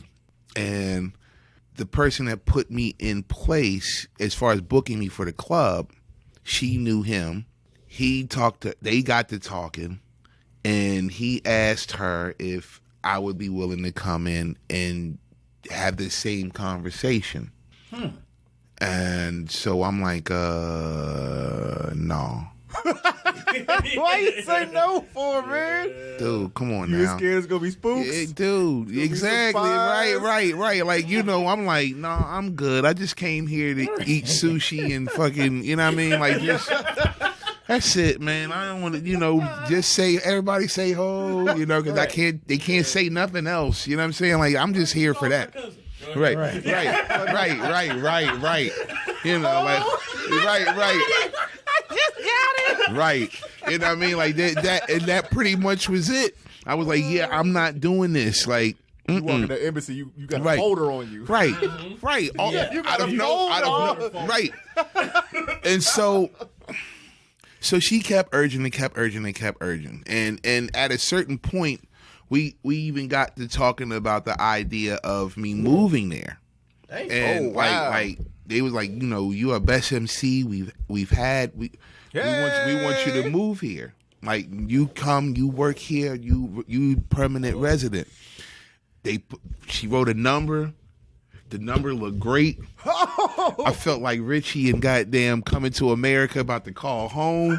Like my nigga, like yo, put my daughter on the phone. Like they look at, I ain't ever coming home. Like the number was great. What was it? Harlem Nights. Yeah, yeah, Harlem Nights. Yeah. Richie, I think I'm in love. Like, oh shit, like yo, Richie crying and shit. Yeah, look it. I ain't ever coming home. Like, dude, I called home. I talked to my girlfriend at the time. I talked to my mother. I talked to my grandmother, and I talked to my daughter. Lastly, my daughter was like, "When are you coming home, Dad?" And that just stopped everything. Yeah. Like, you know what I mean? Like, her mother and I don't get along. However, you know what I mean? Like, I can't leave her with the whole, you know what I mean? Like, even if I'm not everyday dad, at least I'm, you know what I mean? I'm present when needed. That's still your offspring. Yeah, it's still break glass, and I'm break glass in case of emergency dad. That's me. So, needless to say, I had to turn down that offer, and it was, oh my God, it was such a great offer. Like, if I would have took that offer, I wouldn't be here. Right. Like, I mean, keep in mind, this is 2006. I wouldn't have came back. This is like that stuff on Marbury. Right. Like, oh, you would have been Marbury. That's what I'm saying. Steph, we haven't seen Steph since. You could have rewrote that for like, and you be the king of hip hop. You could have told the whole story to the victor go to spoil. Right? No, man. Like, so hip hop started. So I decided. So I took the meeting at the embassy, and just as I expected, they had everything. Like they had my whole life in a manila folder, bro. What? Serious. I was like, holy shit. I was just joking. No, that's real. Ooh. I mean, dude, like they, like from birth, like had all of it. But you know what? They wouldn't make you that offer in that country without knowing everything. It wasn't even that. They know about the law firm shit. Firm shit? Everything. Wow. Everything that was public record, they knew about my life. That's scary. Right. So I'm in this room. I'm sitting here like y'all three are like them. We Asians? Yeah, like y'all are them. No, not Asian. No, y'all American. Right. Okay. Y'all American. This is the U.S. Embassy. Got you. So they're questioning me about, everything that went down in my life. Like, yeah, such and such, you had a bill with Comcast, and like, I mean, it was like that. Like, yeah, like, so I see you went to the Comcast on your ass. Like, yeah, I owe them everybody niggas got a Comcast. Everybody got a. It ain't right, but it's true. Y'all want to do a show? Yeah, go ahead. Right. Yo, sponsorships. So I'm sitting here answering all these questions, and as truthfully as possible. I don't want to get detained here. To my recollection. Yeah, a lot of that. To my recollection. Yeah. So then once we got through all of that, then I got asked to recount the conversation at the dinner table, and so I did it, and I'm like, all right, cool. They were satisfied, and I left. Was it the same length? Because you said it was like 3 hours, right? That was 5. Damn. Really? Oh, wow. You didn't leave the building. I didn't leave the building. You weren't allowed to leave. No lunch breaks or nothing. So, you know what I mean? So, like, I left, went to go do my job that night. And that Monday, I got asked to come back. They said, I got explained why, they put me through all of that. And they talked to me about this program called Freedom Roads. And the Freedom Roads program is pretty much a program that it's like a cultural exchange program. Where artists from the States go to China and Chinese artists go to the States as an exchange of culture. They're all spies. The thing here is, you stupid. I mean, hip hop is the last American musical art form. So what was asked of me was, would I be willing to represent America in China? I asked what I needed to do, and in short, it was we'll bring you over here once a quarter for about 2 weeks. We'll send you to we'll send you to the universities to lecture on hip hop culture and history. Wow. And then we'll send you to little schools, elementary schools, and you provide beatboxing clinics as a form of music appreciation. Oh, that's dope as fuck. Wow. So, and for this, we will pay you. And it was a righteous number. It was a super righteous number. Like, I had to be sworn in. Sworn in numbers? Yeah. I had to be sworn in. I got lined up with a translator, all sorts of shit. I took that money and bought real estate in Shanghai. That's how great that number was. Ooh. Damn. Like I own a condo in Shanghai. And hey, that's what's up. So you Airbnb that out or? Oh yeah, now I do. Now that Airbnb is a thing, I do. But before that, like I had the manager that was that booked me. Like I had her managing the property, right? And we had our agreement. She get X amount of dollars, I get the rest. Minus maintenance fees, of course, and it's been going that way since. This condo. It's a 3-bed. I mean, if you got one, I'm just saying we just visit right quick. It's a 3-bedroom. Oh, word? Yeah. Yeah. Damn. But my wife's dad is fluent in Mandarin. So nice. So like slide over there right quick. So the one thing I love about China is that you can haggle for damn near everything, except for cab rides and food. Everything else is a negotiation. Like, as long as you have a device where you can punch up numbers, you can literally haggle back and forth for whatever it is. Cable bill? Like I said. It's probably state-run cable. Yeah, exactly. You're not really. You don't get no choices. I mean, you got VPN shit like HBO. Like the great firewall of China is real. So the Great Firewall. Hell yeah. That's what it's called. It's nicknamed the Great Firewall of China. It is a very real thing. That's why everybody uses VPNs. Mm-hmm.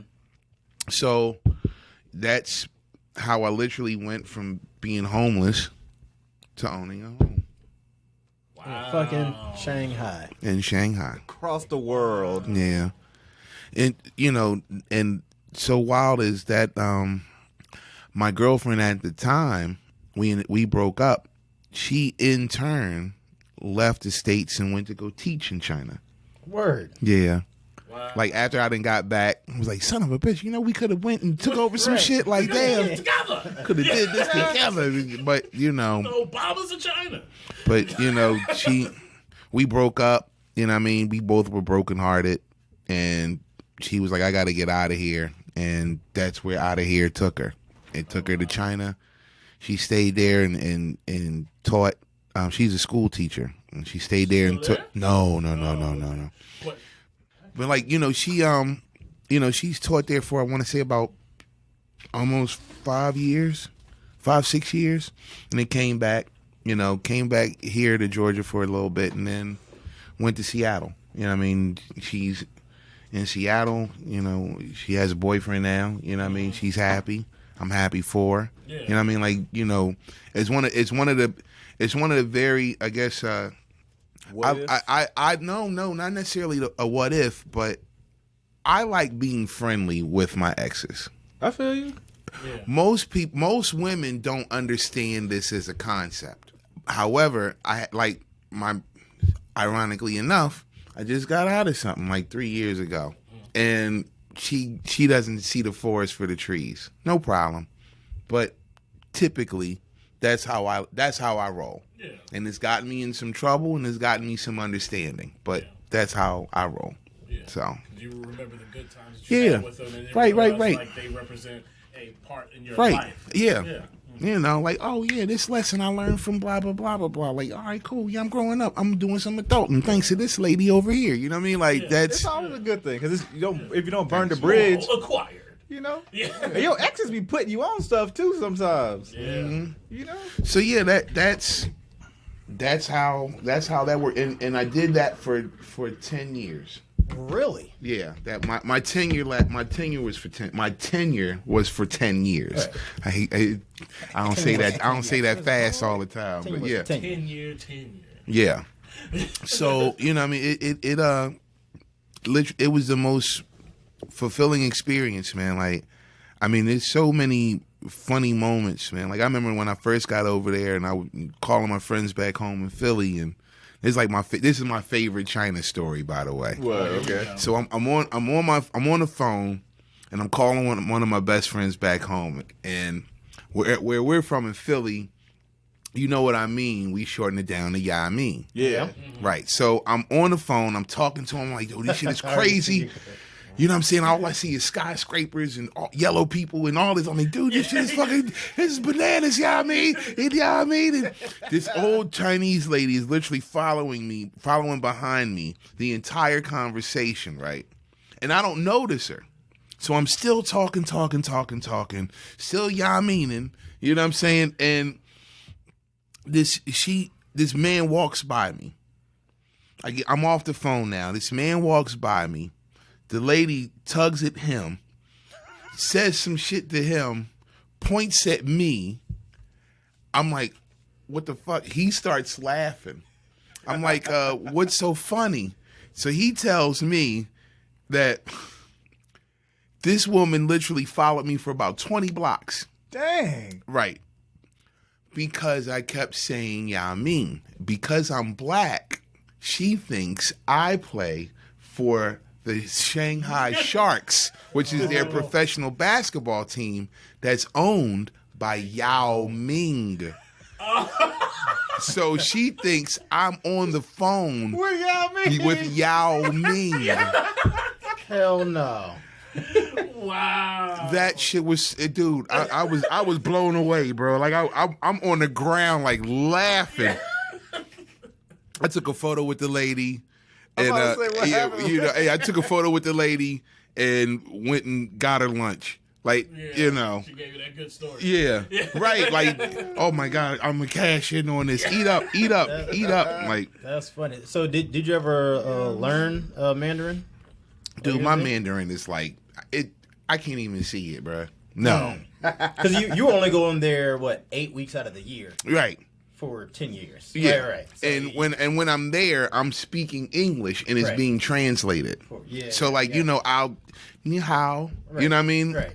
Well, honey, you know, that's about, you know, the basics. Yeah, she, you know, male, you know, a whole lot of that and say ho, you know, like that's it and get back on the plane and go.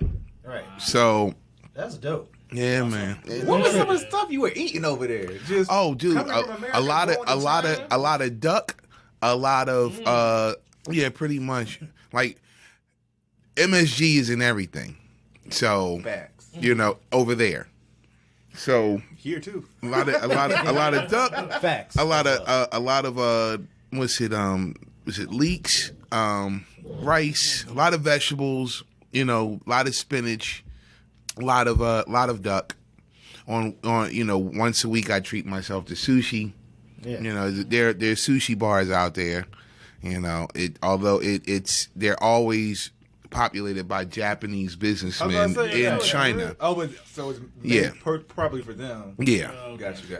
You know, so that's what I ate, and you know, when I wasn't eating that, like I'd go to the supermarket. Bat soup? No. Stop it. No. Just wondering. No. We're considered Westerners in mainland China, and there are supermarkets that are catered to Westerners. Oh. So perfect. Right. So you know, once a week, go in the supermarket, go do my grocery shopping, get my eggs, you know what I mean, my bacon, cheese, you know, bread, you know, meals. I know how to cook. I'm living in a spot that has a kitchen. They put me up in an apartment. Right. So an apartment is furnished with with utensils. I can cook my own meals. And cameras. I was about to say the same. No. I was about to say the same thing. Right? No. Bug like a motherfucker. You know but you know, it's but yeah, like it's a furnished apartment. So yeah, I go to the grocery store, go get my shit. I'm spending less money. You know what I mean? That's the trick to saving money when you're traveling overseas. You know, you go grocery shopping, go buy your food, you buy your essentials, and go where you're going to stay, where you can cook it. Like book a place where you can cook there. Because other than that, you're literally the money's just flying out of your hand going to takeout every night. And the Chinese dollar compared to the American dollar, it doesn't even compare. However, the pricing of everything is comparable. Right. So like $1 US like at the time was the equivalent of like 7.5 of theirs. So yeah. So like you can make a dollar stretch, and you can make an American dollar stretch in China. You just got to know how to make it stretch. So that's what I did a lot of that, man. Like, I had flatmates, we cook Sunday breakfast, we brunch it up. Yeah. You know what I mean? All that shit. Like, eggs, bacon, actually turkey bacon, imported turkey bacon too, which is crazy as shit. Because they all about the pork. Yeah, they're all, right. And I'm not. You know what I'm saying? So, that fish, hominy was a thing. Grits was a thing. Yeah, like that was imported. Got that. We're eating. French toast, all that. Like home fried potatoes, whole night. Like, yeah. Right, like I cook. You know what I'm saying? Like it's been like Sunday morning. Yeah. Right. Like my flatmates, my flatmates, one was from Ireland, the other one was from the UK. And yeah, it was either that or bangers and mash, and I'm like, I'm good. Yeah, I don't want beans all the time, man. Like, it's trash, real talk. It got good with when the European Union. It got good because all of the immigrants came. Right. So now it's good. So that's why I said English food is trash. All the food that they have is from everybody else. It started fusing in, and now they got. Curry is their national dish. Like like it's real, like. My flatmate from the UK, he's actually Eve's DJ, DJ Martin Too Smooth, like good dude, man. Like, that was one of my flatmates. That's one of my brothers. Like I have a small international family, and that's one, cool, man. Yeah. World traveling. What up, people? We're taking a break to tell you about our first beer collaboration with Pontoon Brewing called Plot, Plan, Strategize, Organize, Mobilize. Pops them. Myra, what kind of beer is it? This is going to be a fruited Berliner Weiss with peach tea. Berliner Weiss. We're keeping it southern down here in the dirty. This beer is a part of a longer series called Brewing Conversations. It's going to be about inclusion with everybody of all color, race, creed, whatnot into the industry. So it's a summer beer. Yeah, it's a summer beer. Got you. Follow us on social media so you can know more about the beer. We have a release date for July 17th. Yep. You can also order the beer on Craft Cellar. And we'll be there. Hopefully. Masked up. We will be there with masks. Mask on. Yeah, man. We gonna still crack open another one. I mean, it doesn't have to be the final. Yeah, they got more. Okay, well, go ahead. You're right. But this is May I another one from Tucker. Can I do it? Oh yeah. Go ahead. I mean, all right. Professionals up in this piece. Yes. Brought to us by the good people at the Tucker Brewing Company. This is TKR Pilsner. German-style Pilsner. Refreshing and crisp with a floral hop aroma. Inspired by tradition, brewed locally. TKR Pilsner. Appreciate that, Dre. No problem. Yeah, you Tucker Brewing Company. Tucker, Georgia. A word from our sponsor, Four Kings. Yeah, it is. But yeah, so this is a traditional Pilsner. So for those of you who don't know, Tucker Brewing is on their... let me try. I'm going to try. Just a sip. Yeah, that's light. They're all about traditional styles, traditional German styles. So hence you got the Pilsner, you got a Lager, you got a Hefeweizen, you got a Hell's, a Radler, whatnot. So this is about as beer as you're going to get. This is original beer. It tastes like beer. Yeah. Beer flavored. It's like a beer. Yeah, Right. a real beer. It's beer. That's why I don't describe them. It's like a beer. They're like, word, tastes like beer. It tastes like beer. Man, Bush. It's a Pilsner. You know what I'm saying? I'm like, what? Wait a minute. No. So it's a Pilsner. It's light, it's crisp. It's is. dry. Yep. You get the breadiness in there. And it's just straight and clean. Mm-hmm. It's clean. There's no aftertaste. It's just straight up beer. Good, clean beer. It's coming in at 4.8%. Crushable. All the three beers we've had so far have been like under 5%. So this is like some all day drinking type beer. It's Right. tasty, but let's get some more of that Roaring Twenties down here. That's Yo, fam. Seriously, that was honestly That Radler was dumb. the Pilsner. This your fire pit beer. Oh yeah. You know what I'm saying? Like you got the homies. You go hang out with the crew. Like this the one. You crack these open. You not be mad if they're all gone. Yeah. Oh, right. They're supposed. They better be gone. Right. Yeah. Like Right. these. Yeah. If you got a 12-pack, you only got 2 of them, you can't be mad. The TKR Pilsner is the for lack of a better term, this is the PBR of their lineup. Right. And again, it's Crushable. All reliable. Crushable. It's a beer. Yep. Always hits the spot. Yep. Schlitz malt liquor. Yep. Right. And a condom malt liquor. And a cotton nigga. 45. Oh my god. Shout out to Freako. Oh my god. Yeah, right. The shit with Michael Jai White. Dynamite. Yeah, black dynamite. Yeah, Anaconda malt liquor. Cream corn. Cream corn. That's an underrated movie. It's a cult. It's a cult classic, bruh. I died laughing watching that shit. Okay. Every time. The movie and the goddamn cartoon. Yeah. Nigga. That shit Yo. was hilarious, man. Yo, speaking of black animes, you see Keith Stansfield and fucking Flying Lotus are coming out with one? Yeah, I heard that. It better be dope. It better be dope. Flying Lotus is doing the soundtrack. Yeah, it better be dope. Come on, man. I'm ready for it. Yeah. So we've come off of International D.R.E.S. What's the next step? What happened after that? Okay, so pretty much after that, pretty much just trying to make sure that I can establish my economy. You know what I'm saying? So the idea is like now, D.R.E.S talks for a living. This is it. You know what I'm saying? Like, right. You know, what do you do, D.R.E.S? I talk for a living. And ha. What does that mean? No. I talk for a living. I say words that give me money. But I'm not a rapper. Whole countries give me money. But I'm not a rapper. I'm not a rapper. So funny though. Funny how this next part happens. So there's news of the Blacksonian opening. The Smithsonian Museum for African American Culture. It's the one Obama opened up. Right.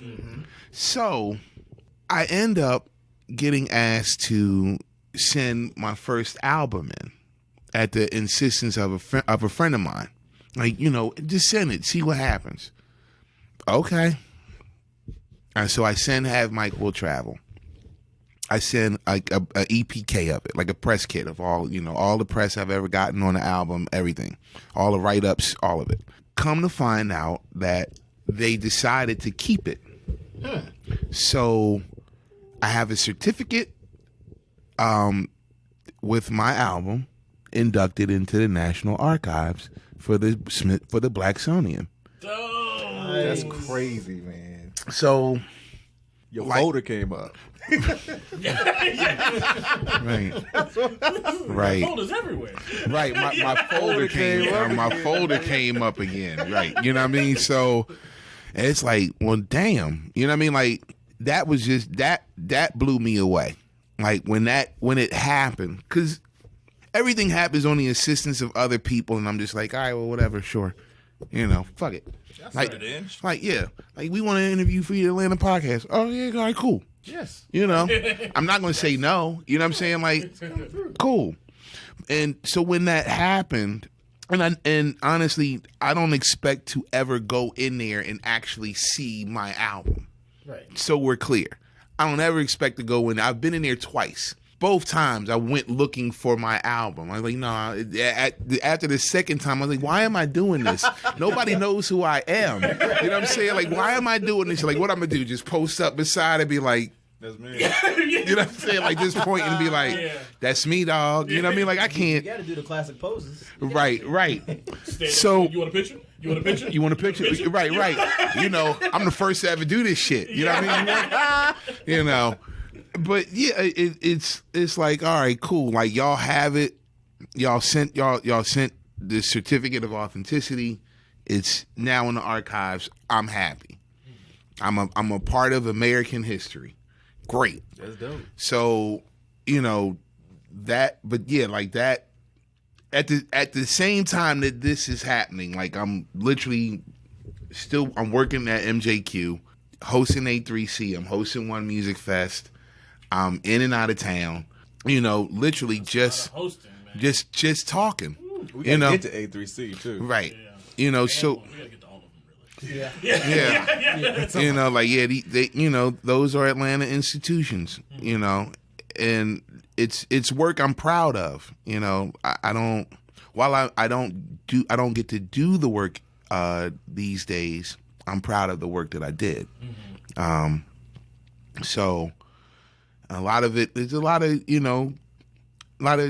clawing, scratching, fighting, you know, for a position. But again, don't regret none of it.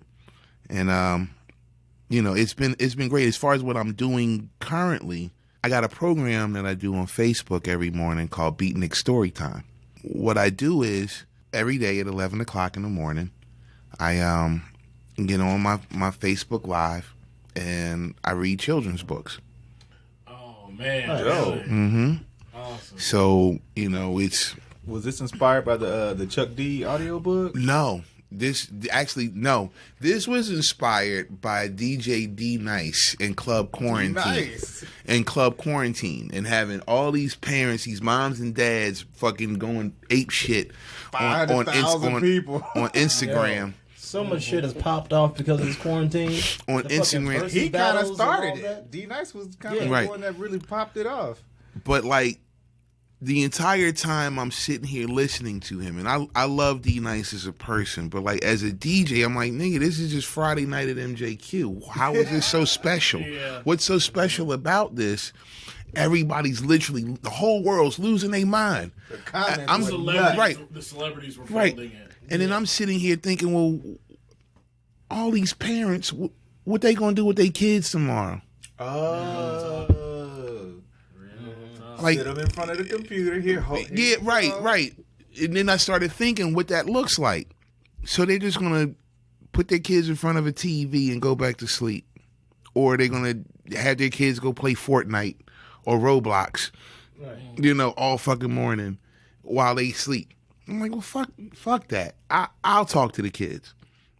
And that's where it came from. It's like I got a bunch of children's books from some friends, and literally every morning crack open a new one. That's and dope. Read. We play a game. We play a version of Simon Says called Beatnik Says. We do that. We have a beatbox break. I'll beatbox for the kids. Hey. And then I'll also play contemporary music for children. Like I won't do the Baby Shark shit. I won't do it. I can't do it. The wiggles and all that. I can't do it. So I'm playing. So like instead of that, like I'm playing Anita Baker. I'm playing Whitney. I'm playing the Beatles. I'm playing Steely Dan. You know what I mean? Like I'm playing. Planting the seed. Exactly. I'm providing music education because it's not in school anymore. Shit, the kids aren't even in school anymore. Right. But even when they're in school, they're not getting that. Like, you know, like, so like, Generational knowledge. right. That's So the first thing to get cut from education funding is the arts. yep. So like I'm literally playing everything from Hey Young World by Slick Rick to Magnificent Sanctuary Band by, you know, Donny Hathaway, and everything in between. Like, you know, some Tony, some Simply Red, some Culture Club, some Hall and Oates, some Tears for Fears, like The Blue-Eyed Soul. yeah, like all of it. Like, you know, He's doing the whole gamut. I'm doing a deep dive because I know music. Yeah. You know, like, and I'm trying to make sure that, of course, the music's going to be clean. You know, Kids pick that up too. Man. yeah. So, you know, I'm not going to dumb down what I'm playing for them. You know, and it's a program for children ages 0 to 7, and I'm proud of it. Sure, you can still play Rakim. Rakim don't curse. Yes, he does. Oh, I mean, well, But yeah. That nigga cursed. That nigga ain't like that. Rakim curses. Dang, Dres, we ain't used to fact checks over here, man. We just be throwing them out. Yeah. That nigga ain't like that. He cursed. Boy. Right. William Griffin Jr. curses on records. Like, If you were here, everybody would be leaving listening. Like, I guess Rakim don't curse. That for We the don't be kids. doing I'm like, facts. Oh, nigga, that's oh shit. Whoa. you know, and I like relying on Facebook. I know there's plenty of other platforms out here in the world. I know, and I'm on some of them. But like, you know, Facebook is it's easy for me. I can't front. You know, so like one of the other things I do with my Facebook page, my personal profile, I have this thing called the Follow the Hat Facebook Project, where I take one photo with all 5,000 of my Facebook friends. That's awesome. Yeah, and I'm currently up to 3,400. Really? Mm-hmm. Oh. Yeah. But then your friends are going to keep going up, though.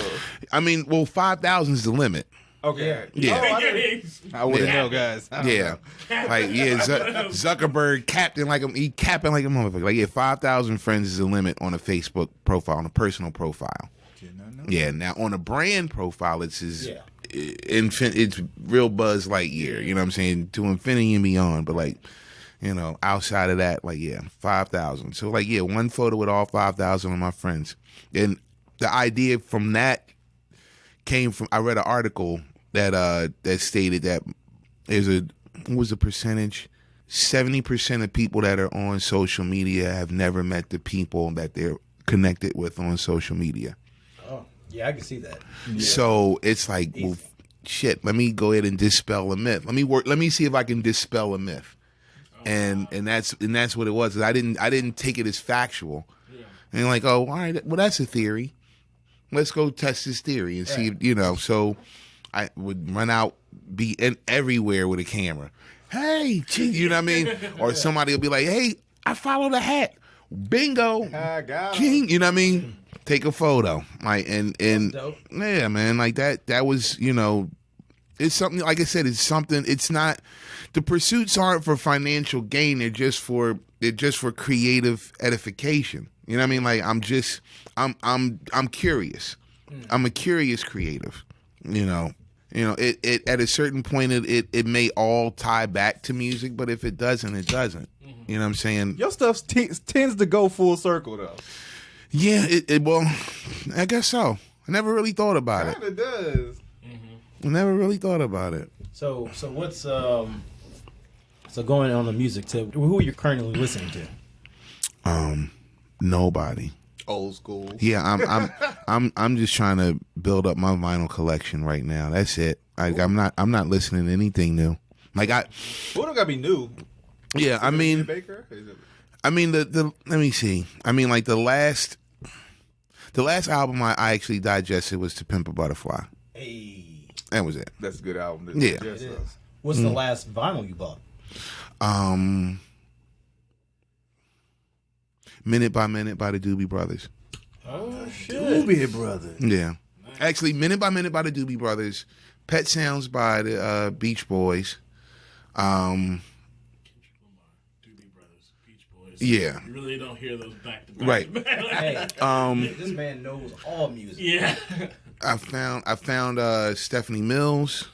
Life is a Song Worth Singing by Teddy Pendergrass. Make It Big by Wham. Yeah. New Edition. Shout out to New Edition. Yeah, the greatest boy band ever. I remember you saying that. Yep. And then immediately, because I immediately thought Jackson 5, and then in the interview or something you said, you're like, Jackson 5 is a family band. And not a boy band. It's a difference. Well, I would have counted them because they played instruments too. Because most boy bands don't usually play instruments, do they? yeah. Some do and some don't. Like New Kids on the Block is considered a boy band. Yes, they But bit everything going about back doing to this. Mark? Right. full circle. Right. Yeah, you know. How about that? Yes. Oh, I don't know if that's on here though. Yeah. Yeah. So, you know, it's I like collecting records, man. Like, Nice. you know, like my vinyl collection started from my grandmother and my uncle. So, you know, my records, they mean a lot to me. I mean, like it's the closest thing I have to family heirlooms. Gotcha. You know what I mean? Like I'm that kid. Like I can relate or recall damn near every memory to a piece of music. Nice. Oh wow! So my first kiss was this song. Like I was born because my mom and dad were screwing to this song. Like, You remember that? No, I was just playing. They told you that? Yeah. Wow. Yeah. Well- Well, I asked. They told me because I asked. What was the song? You and I by the Black Ivory. Oh, nice. Q-Tip used it for Getting Up. Yep.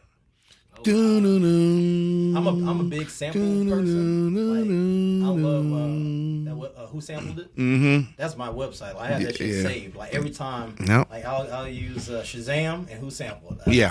Anywhere I'm going, I'm like, oh, wait a minute. Right. I know I've heard that somewhere. I know I've heard it before. This, that, and the other. Yep. Well, at least you asked. My Yeah. parents, they just like, oh, it's your birthday? Man, I remember when Chicago Bears won that Super Bowl and we had a water band.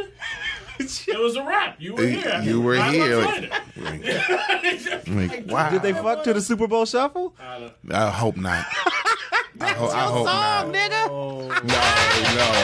No, they didn't. They didn't, man. They didn't, man. I don't even know your family, brother. No, they didn't. They didn't, man. They didn't. They didn't. No. That didn't happen. Right. No. That didn't happen. Anyway, okay. Now, So, another thing that I do is it's a program called Beats, Brews, and Views. It's a movie night that I do, and actually my next one is coming up mid-July at the Plaza Theater. We're going to screen the 5 Heartbeats. Hey. Okay. really? Yeah, Oh. like It's a Beats Brew. pop up drive-in theater. I'm actually going there tomorrow to see The John Lewis joint. John Lewis documentary. Yeah. Me and my wife are doing a little date night. Okay. Hey. Well, you know. Yeah, you know what I mean. Number 3, but you know. Right. Practicing. Yeah. We just shooting in the gym. We just shooting in the gym. That's She it. Puerto Rican, so you ain't gonna miss. Be easy, bro. It's like, Yeah, shooting up the club. Been a key. Like, oh shit,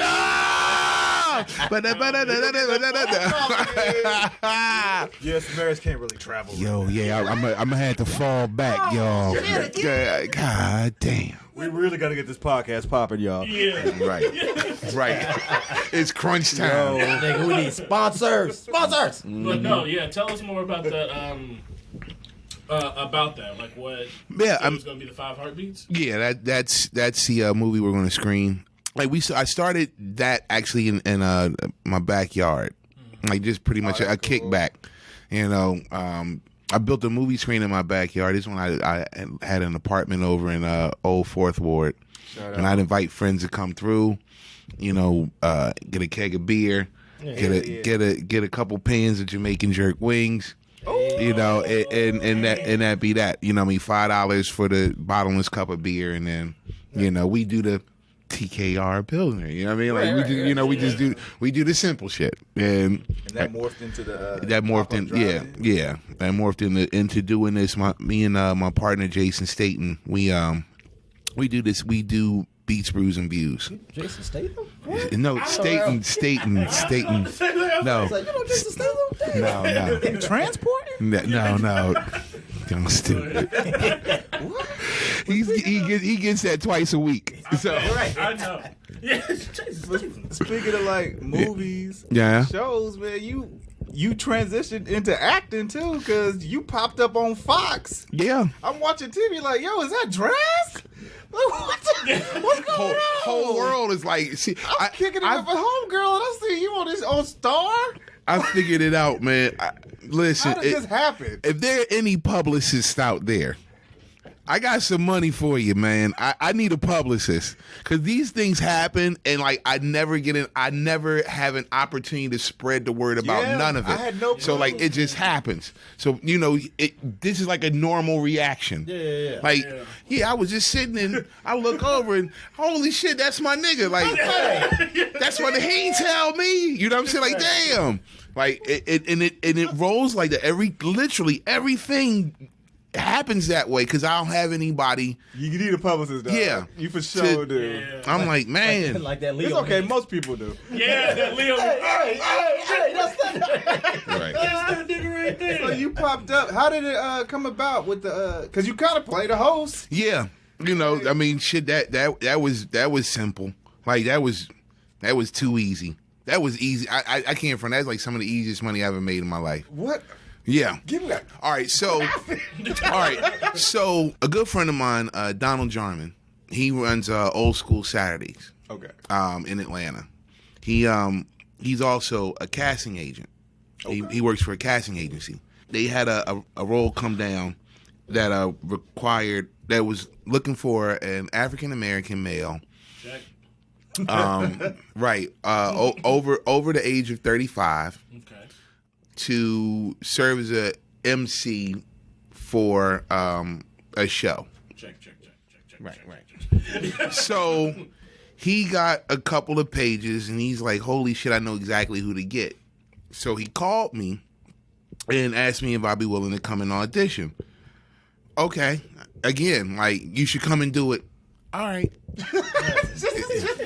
You know, so Story of your life. Right. I'll do it. I'll do it. You know, it's like I'm Mikey, and my whole life is a life cereal commercial. Like he won't eat it. He hates everything. Like, you know, so I go and audition, and you know, I come in, I do the first reading. First reading was for, you know, the casting director. So I do it in out. And like, you know, can you come back at 4:00? I'm like, actually, no, I can't, because I got to go and pick up my girlfriend from work and da-da-da-da. And they said, whatever you got to do, make sure you get back here by 4:00. Damn. Oh, shit. They said, fuck what you got to do. Yeah. Right. So, You ain't hear us. baby. Right. So, babe, you know, so I'm calling my girl, baby, I got a call back. Oh, that's nice. You know. What that shit got to do with me? Right. I'm like, you know, yeah, I'll drop the car off. You know, I'll drop the car off and give you the keys, and I'll catch an Uber back. But I got to be back here by 4:00. Okay. You know, so I get back 4:00. I'm sitting in the office. I'm waiting. Everybody's gone. I'm waiting. A couple more people pull in. Okay. I'm still waiting. And they call my name. They put me in this room. Like, in the room, it's the casting directors from earlier, and now Lee Daniels is here. Right. So if y'all don't know, Lee Daniels created Star. Yeah. As well as Empire, but yeah. Right. Yeah. So Lee Daniels is in here, and they got me on. They like stand here. look into this camera, say your name and what role you're reading for. So I'm Andre Lett, dressed as Beatnik. I'm reading for the part of host. So I go ahead and they start talking to me because they see I'm nervous. And I'm like, why am I nervous? This is what I fucking do every day. And they're like, what do you do? And I was like, thank you for asking. I talk for a living. And they're like, what do you mean by talking for a living? And then that just, I'm a host. You know, this is what I do. And a couple of people that are in there are like, oh yeah, no, this is the dude. Like, wait, you've heard of, you know what I mean? You heard of me? Yeah, we live in Atlanta. Like, yeah, we heard of you. We know who you is. I'm like, oh wow. So now, right? The phone, like they got the folder. So this ain't you, right? Nigga, this ain't you. I'm reading your Comcast bill right now. You know what I mean? They holding up a photo, looking at the photo, looking at me and shit. Like, you sure this ain't you, nigga? You sure this ain't you? I'm like, God damn. So I'm embarrassed. So he's like, why are they going crazy over you? Who are you? And I'm like, I'm just a guy from Philly. I'm a host. I work at this spot called MJQ. I do Friday nights there. I do a show called Fantastic Fridays. And he was like, wait, you from Philly? I'm like, yeah, I'm from Philly. I know. Anyway, so, like, yeah, I couldn't leave without knowing who you were. So, you know what I mean? It's kind of the part of the exit exam. So I'm making a joke about it. And so he's like, well, go ahead and go. So I go ahead and do it. I read the lines. I pull out my lighter, light the lighter, light up Ethel, my giant lighter. It's part of my act. So and he's like, holy shit, for real, this is real. I'm like, yeah, as you can clearly see, I gave it to him. He's holding it. I'm still delivering the lines. Yeah. So I get done, and it's like, damn, is there you got everything in your bag? Well, everything for me to do my job is in my bag. So yeah, my lighter, here's a microphone, you know what I'm saying? Here's my big ass flask. Like, like, yes. Like I pulled my bullhorn out, but it's in the car. And you're like, oh, wow, okay. Well, thanks for coming in and reading. They got to Hollywood it real quick. I'm like, thanks for coming in and reading. Da-da-da-da. I'm like, good meeting y'all. Thank y'all. Hopefully see y'all Friday. You ever get a Friday off? Like, come on, hang out with us, man. Of course, plug. Yeah. Right. So I leave out, and my boy, he's like, congratulations. I'm like, what do you mean? He's like, you got it. Shut up. While you were leaving? While I was leaving. Damn. I was like, shut the fuck up. He's like, no, you got it. Okay, we're going to send you the contract tomorrow. We'll send it to your manager, and you know what I'm saying? Like, but yeah. Yeah. Nice. So, I go report on set and deliver my lines. They made me do it 3 times, but they kept the first take. Nice. 3 times is actually not a lot. Yeah. It's not. I'm glad it was 3 times.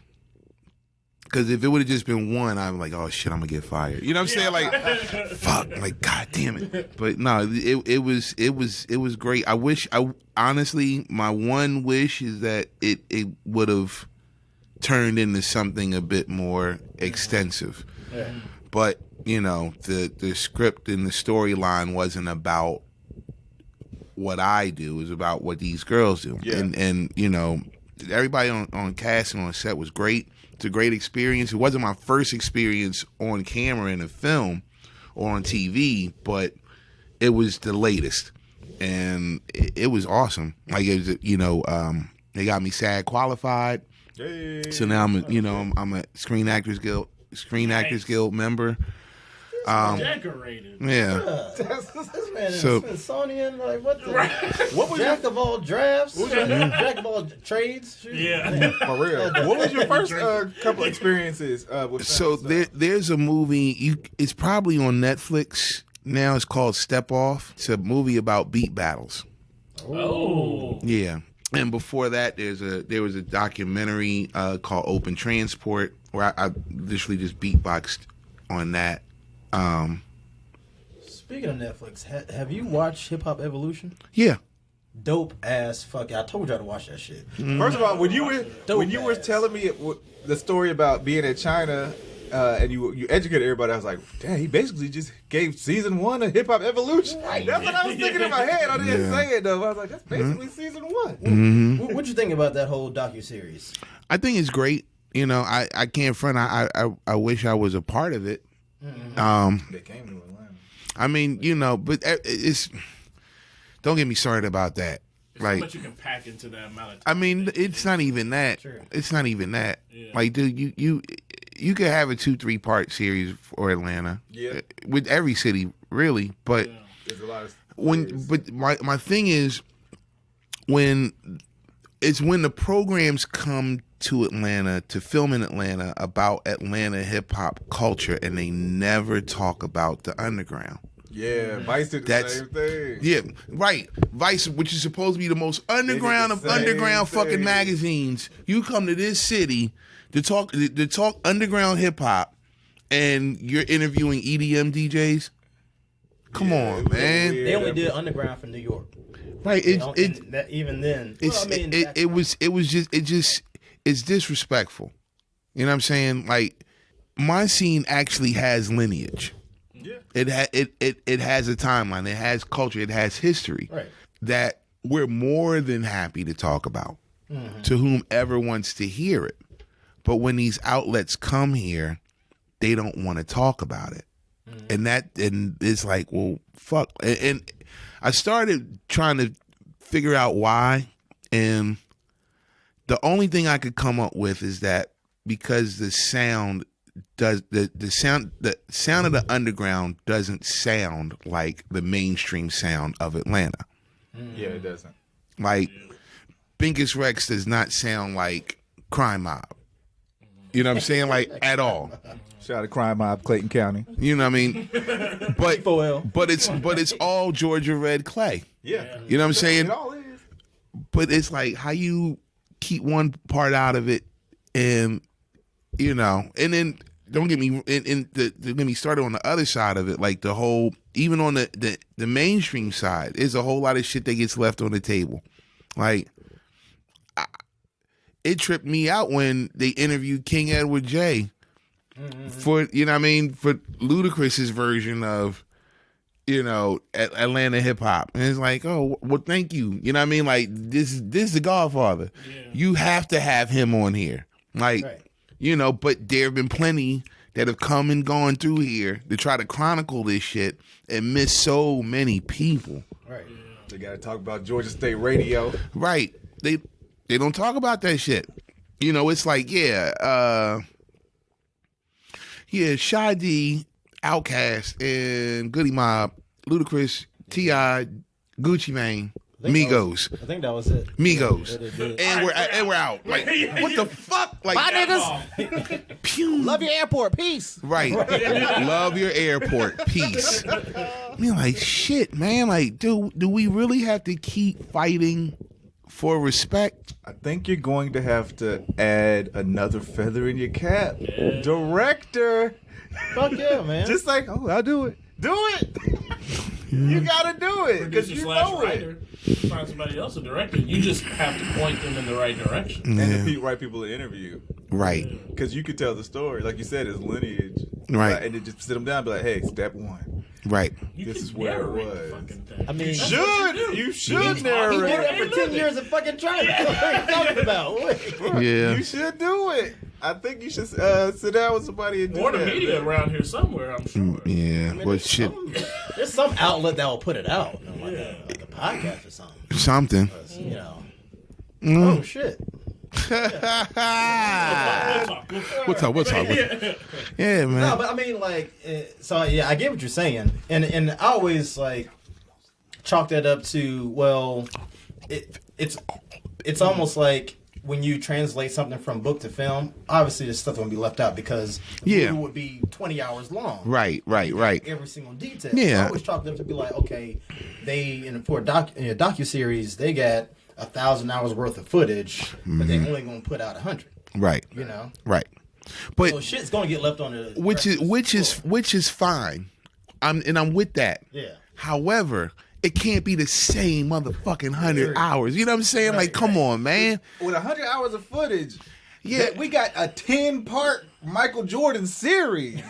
Right. You can actually cover everything with your footage. See, but the difference is like that was about Jordan. Well, about the last season of the Bulls, but it was about Jordan. It was wrapped up in that. Right. Hip Hop Evolution wasn't about Atlanta. Yeah, Right. but he's just speaking if they did, if you're stopping by Atlanta. They put Atlanta in one episode. Right. Yeah, I mean Over 3 seasons, one episode. Yeah, I mean, Or did they do 2 episodes of it? but like, dude, I didn't every watch all of them. every city gets one episode, which is fine. But like, if you're going to cover, New York had like 3 or 4. Yeah. right, It did Underground for New They York. had Atlanta, and on another season they had the South. right, That's true. right. Yeah. and it's like, oh man, like, you know what I mean? Episode either. That's Right. disrespectful. Yeah. They included what? They had everything They had from Texas. Louisiana, Florida, It was crazy. Georgia. Was Virginia in that one? I don't think so because Okay. it's not the South. Shut up! We added a whole. There's a whole thing. He was like, Virginia is the South. when it comes to hip hop. It is. Anyway. Virginia is the Nah, South. But you know fam. what? What's your take Timberland on that? said, Hold up, I'm hold in up. the dirty Hold up. with my nephew. Wait a minute. Hold We on. have a hip hop historian here. That's a great question. Here's the thing: if you speak to people from Virginia, they'll be more than happy to say yes. Virginia's a part of the South. Thank you. Relax. However, Wait, however, however. once you leave out of Virginia, now Virginia becomes part of that Mid-Atlantic sound. Now Virginia gets lumped in with go-go Because of DC. because of DC, All and my Fredericksburg family. be more like Baltimore hip hop, DC hip hop, DC go-go, Virginia hip hop, Virginia R&B, like because some of the best R&B in the last 20 years has come out of Virginia. Shout out Teddy Riley. Teddy Riley, Timbaland, like Missy, like Chris Breezy. Chris Brown. You know what I mean? Like, Another person who said he's from the South. But He nobody. claims the but he, Nobody but he considers- also says he's a Crip. Like, I'm good. I thought it was a blood, but Yeah, right. Yeah, he's a Crip and a He wears blood. purple. Okay. You know, All he mixes up. That makes sense. yeah. You know, 2020, it's when it's convenient. You know, Trey Songz is from Virginia. You know what I mean? Like But Trey Songz moves like a dirty South nigga, though. man, listen, Everybody does because it's trendy now. because it's trending and because Atlanta's the new Motown. Like, Facts. And we didn't move to LA. and we didn't move to LA. That's what would have happened if they just would have stayed. You know, right? So that's So what I'm hearing is everybody outside. of Virginia- outside of Peace Up. You know, 2 Up, 2 Down. Right. Like outside of that, we'll say no. But we got to consider what the people who live there think, though. No. And they say they from the South. No. Teddy Riley said it when I went down south to Virginia. A lot of people say a lot of from Harlem. Yeah, But he South. said. Wait a minute. He's nowhere. Oh, come on, Teddy Riley's not dog. even You from the didn't give South. us the whole quote. He's Right. Oh, man. He's literally not even from the South. Just You read the wouldn't listen to headlines. him? Read the headlines. Like, Teddy dude. Riley's not even from the South. What are you Come on, talking man. about? Geographically speaking, that's a Harlem nigga. Of course, everything south of Harlem is the South, my nigga. Like, Have you talked to any Manhattan nigga- is the South, my nigga. Like, come Have you talked on, to any man. New York nigga ever? I'm going to be honest with you. I respect you as a legendary Hey, listen. personality, a consulate, but you're wrong. Dude, You're wrong. New York It's niggas the call Philly South. niggas Bammers because we're south of New York. Like, nigga, we're ready to fight. Like, It's the everything Mason south of Dixon Harlem is line. the South to Teddy Riley. Now, if you want to start with the Mason Dixon It's line, the Mason-Dixon line. the Mason Dixon line literally cuts across Pennsylvania. It's the Pennsylvania Maryland border. Yeah. Now Virginia's under it. Right. Virginia is under it. Hold it. But it's the Mid-Atlantic. It's still the East Ain't nobody Coast. out here claiming Mid-Atlantic, Drez. Listen, So you're sir. saying south of, what you say, Pennsylvania? Right. You saying What- part of the South? So what's Virginia? North Carolina? Come on, man. Virginia's the South. Get the fuck out of here, man. The North. He's not gonna Start. No, listen. He's not. I know. I see. I hear it in the spirit. And he ain't gonna let it go. Starts at Maryland. Baltimore is up north. I knew you were going Once there. you Wait a get to minute. Baltimore, you know up why? north. You know why? Why? Why do you love Be More so much? The Wire, nigga. Like, of course. Come It's on. up north though. You have any ties to Be More? No, I got. We can't. Zero ties to Be More? Sorry, we couldn't. We couldn't hear you. What were you I saying? don't got no. Nah, not really. Yeah, zero? Okay, cool.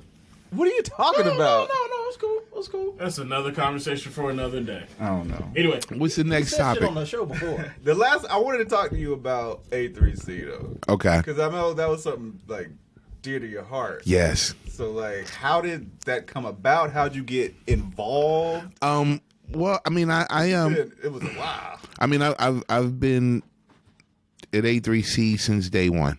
A3C, all three coasts. Mm-hmm.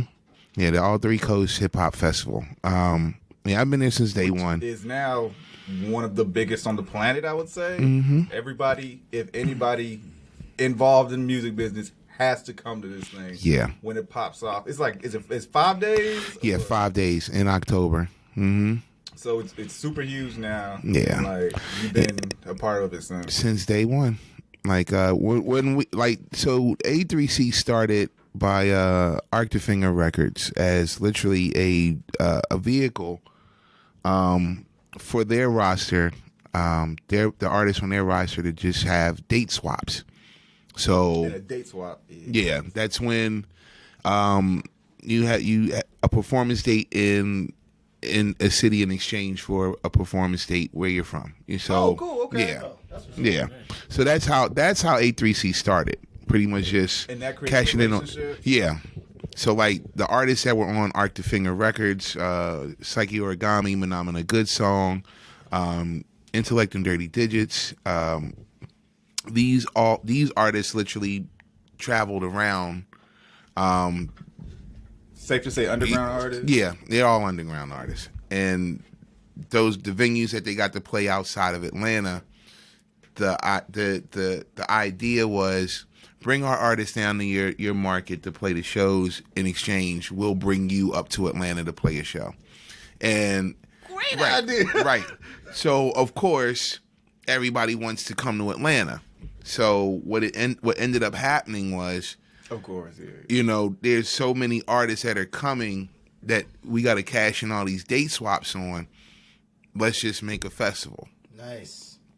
You know, So the demand just created it. yeah. So and keep in mind, while we called it a festival, but it wasn't really a festival; it was a concert. Yeah. You know what I'm saying? Like the first A3C was literally at the Loft, over at Center Stage, Earthlink Live. Like when it was Earthlink Live, like the Loft. What And year was Damn, that's throwback. we're talking, we're talking 04. so 04, 05 is. Yeah, like this year's would have been the 16th annual A3C hip hop festival. So yeah, 04. A lot of shit happened in 04. A3C launched in 04. Art Beats and Lyrics launched in 04. I graduated in 04.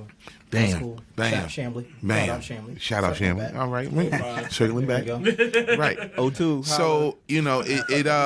4 or 5. So it just started that way, and you know, it just pretty much is a How did it get to be a lot of mainstream? hustling, a lot of hustling. Like, Because it's like it's the concerts, it's the festival now, and then it turned into like a conference, and it's a conference So- now. So the model A3C was modeled after South by. It was modeled after South by Southwest. You know, they just had a jump start. When did they start? Shit, You remember? Or South by is 30 years old. it's always been Yeah. around. I just don't know. It's about 30 years old. You know, the only thing that makes what A3C does different from everywhere else is that it concentrates solely on hip hop. Yeah, Nice. You know, and through and through. yeah, I love it. I love being a part of it. Like, You like what it's become? Like the balance is gone.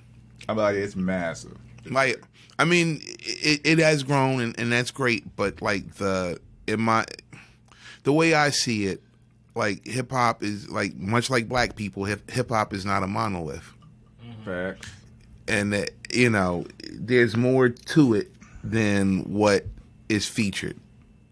You know, so like I said, it's the balance is gone. When did you notice the balance tipping in the other direction, I guess you would say?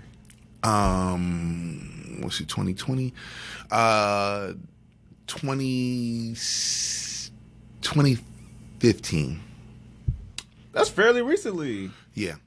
Like okay, so like when the biggest block party ever sponsored by OK Player, when their installment came and went, that's when it just started.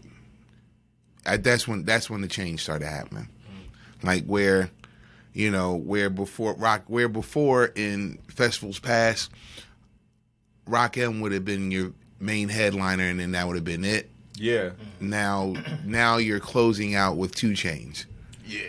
And everybody was there. Yeah. Right. 2019 was nuts. Right. Like that night was crazy. Like, you know, I wasn't here.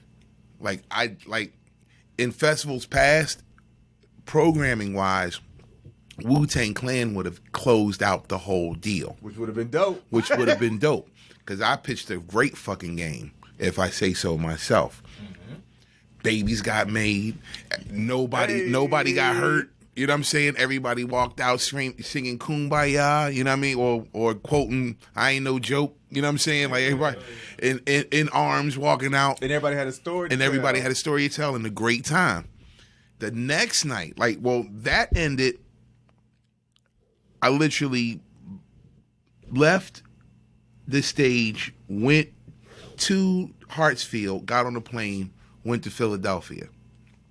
I went home to visit some friends, you know, get some good food, blah, blah, blah. Like, you know, I earned it. I deserve it. Of course. Yeah. You know, like what yeah. cheesesteak place? Okay, so.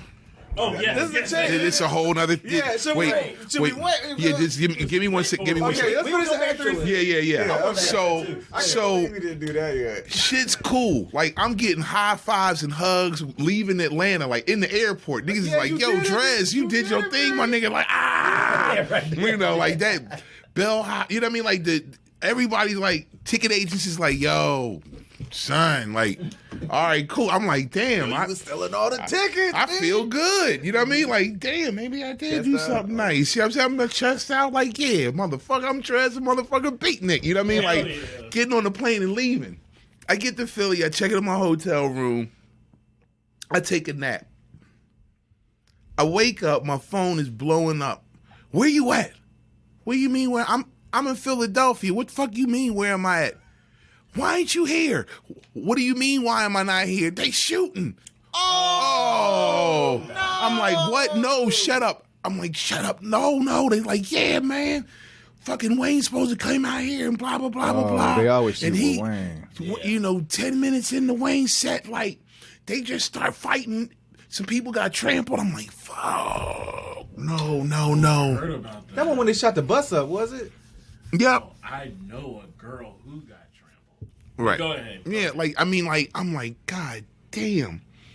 Fuck. And I asked him before I left, I said, do you need me to stick around? No, we got it. You sure?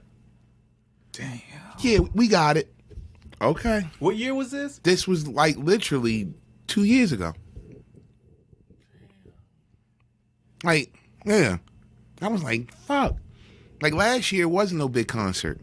Yeah. Yeah, like they just took out the outdoor concert because of what happened the year before.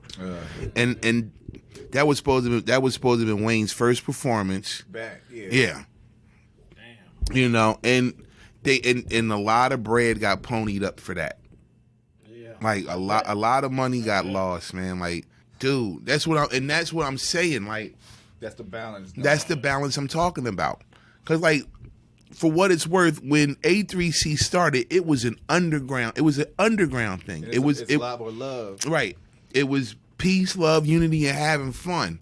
When it started getting to, we're trying to keep up with the Joneses, and by the Joneses I mean the BETs and the MTVs and the South by Southwest and the Coachellas of the world. Yeah. We gotta be that down for Atlanta. Right. You didn't have to do that, but the powers that be felt like that's what needed to happen. Bottom line. Yeah. Like, so yeah, Drez, you host this old school stuff. Okay. We don't need you no more? Like, what about this new? Nah, we don't think it fits your lane. Okay, cool. No problem. Say less. Mm-hmm. What happens, happens. Like, all I know is, one, I love the festival. But I also know and recognize, because I'm human and I see, when I'm not hosting, some shit goes down. Yeah. Like, I've gotten to a point where I've literally pitched myself as an event insurance provider. That makes sense though. Yeah. Like, because you need somebody who can talk to the people. Because Becky over here with the clipboard ain't gonna be able to handle these situations. Right. She's running. Right. You just need somebody who speaks the language. Right. And that probably could have been squashed. Yeah. Hell, they could have brought Fort Knox in, and he could have steered that ship safely to port. Why didn't they? I have no idea. That's when people who are calling the shots are more disconnected. Yeah. Yeah. Like, I don't know why they don't, but they don't. Like, same thing with One Musicfest. Like, for the first 5 years of One Musicfest, it was your boy hosting. It was me hosting it. Moving forward, the festival grew, and politics came to play. So now, all of a sudden, because I don't work for a radio station, I can't host. It's mad radio station people down there too. Yeah, that's how it got translated to me. Are you serious? Very. And so, where before I didn't trip about not being billed because I was still hosting it, it's like, well, shit, it's as if I was never there. Because that, only thing you can do at moving forward is look back at the poster, at the flyer. Yeah. All these names, but you don't see hosted by D.R.E.S Beatnik. So, for what it's worth, I've gotten written out of the story that is One Musicfest. I'm not mad about it. I used to have a chip on my shoulder. I used to have a chip on my shoulder about it. Like, you was day one? Yeah. Like, I used to have a chip on my shoulder about it, but like as I've gotten older, as things have gone, my journey is taking a completely different path. So like I gotta let go of stressful things for health reasons. Right. Yeah. So just let it go. Like, somebody had asked me actually a while back, how do you think you're going to be remembered? I said, personally, I don't. This nigga's in the Smithsonian. Fuck that. No, I'm telling you, I feel like Albert Finney in Big Fish. Who? Albert Finney in Big Fish. Exactly. I know. Right. But that's how I feel. Like, I feel like that's going to be me. Yeah. Like, it's going to be, let me tell you the story about it's not D.R.E.S the Beatnik. And they're like, who? The greatest. They're going to put some extra salt and pepper on it. And they were like, who was that? But you're going to be remembered. You know why? Why? We're going to get you a publicist, dog. Yeah. There it We're going to is. get you a publicist. There it is. That's what it is, bro. I had to drink something heavy on that. I only got two more things. Sure, talk to me, man. Real quick. Oh, so, I cracked open a beer from one of For my the heavy shit. all-time favorite breweries. It's Orpheus. Orpheus, friend of the pod. Yes. They're in Midtown. I know a lot of people do know, but for those who don't know, they're in Midtown, right by the park. Mm-hmm. So this is one of their stouts from their Delicious. their 5th anniversary, which was last year. Yeah. It's called Air on Portends. It's a stout aged in bourbon barrels with macadamia nuts. This shit hits. Like, this is a year old at this point. This is a year? Yeah, this is a year Is it old. supposed to like be aged or? I don't know about supposed to, but you can. It tastes like a wine beer. An Imperial Stout aged 14 months It's delicious. in bourbon barrels with macadamia nuts and vanilla. Man. So it's mellowed out. So if you didn't have it fresh, like If you love nuts in your beer, I don't know about Pause. that, but it's like Pause, as they say in France. As they say in France, pause. so yeah, we cracked that open since we keeping this party going. Yeah, But man. so I want to hear, we put it on pause. We gonna bring it back. Cheesesteaks. Okay. All right. So we're clear. Pats. No. No. I gotta stop. I gotta stop you right there. Cheesesteak. No. Let me clear this up for you. right. You stay away if you're coming to Philadelphia and you want a cheesesteak. You stay. want the good- I listen to what I'm saying. Go. I'm giving you gems here. You stay away from the tourist traps. Pat's, Gino's, Jim's. Those are tourist traps. Again, stay away from those places. Okay.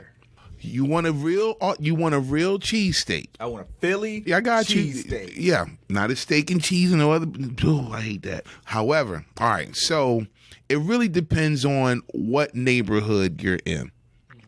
You have places like D'Alessandro's. You have Explorer's Den, Pagano's, Max's Steaks. You have places like like every neighborhood in Philly has a steak place. You don't have to do the South Philly tourist route. You don't have to do the Italian market. Don't do thing. that. Don't do that. Where do the niggas on the dirt bikes go? Where does Meek Mill get his cheesesteak? Max's Steaks. Max's. We going to Max's next time. So Max's was actually featured in Creed. That was Creed. Yeah. Yeah. So what is on Best a black authentic superhero movie ever. cheesesteak? Or does that depend on the Well, neighborhood? it does. Honestly, authentic cheesesteak is actually more about the bread than it is about the ingredients. I don't believe you. Oh no, it's a fact. Are you serious? He's adjusting the mic. Yeah. Justin, yo. So yes. So all authentic Philly cheesesteaks are on Amoroso rolls. The Amoroso Baking Company is located in Southwest Philadelphia. Every morning, this is what they do. They bake like pretty much sandwich bread. The hoagie joints. Hoagies, bread that's used for hoagies, steaks. And the whole city gets it from them. This is where you get it from. If you don't get it from here, your shit's trash. Yeah, and that's the starting point. It's- You gotta have this bread. Yeah. H&F of Philly. I was thinking it's like H&F. Yup. Because everybody gets. So that's what you got to ask. When you pull up, it's like, where you get your bread from? Yeah. They say anything other than Amoroso. Amoroso, leave. Cool. Right. Wow. And Checkpoint number one. in Philadelphia, in the city of Philadelphia, everybody gets their bread from the Amoroso So even if Baking you're Company. cooking at home and you need bread, you get. You go get that.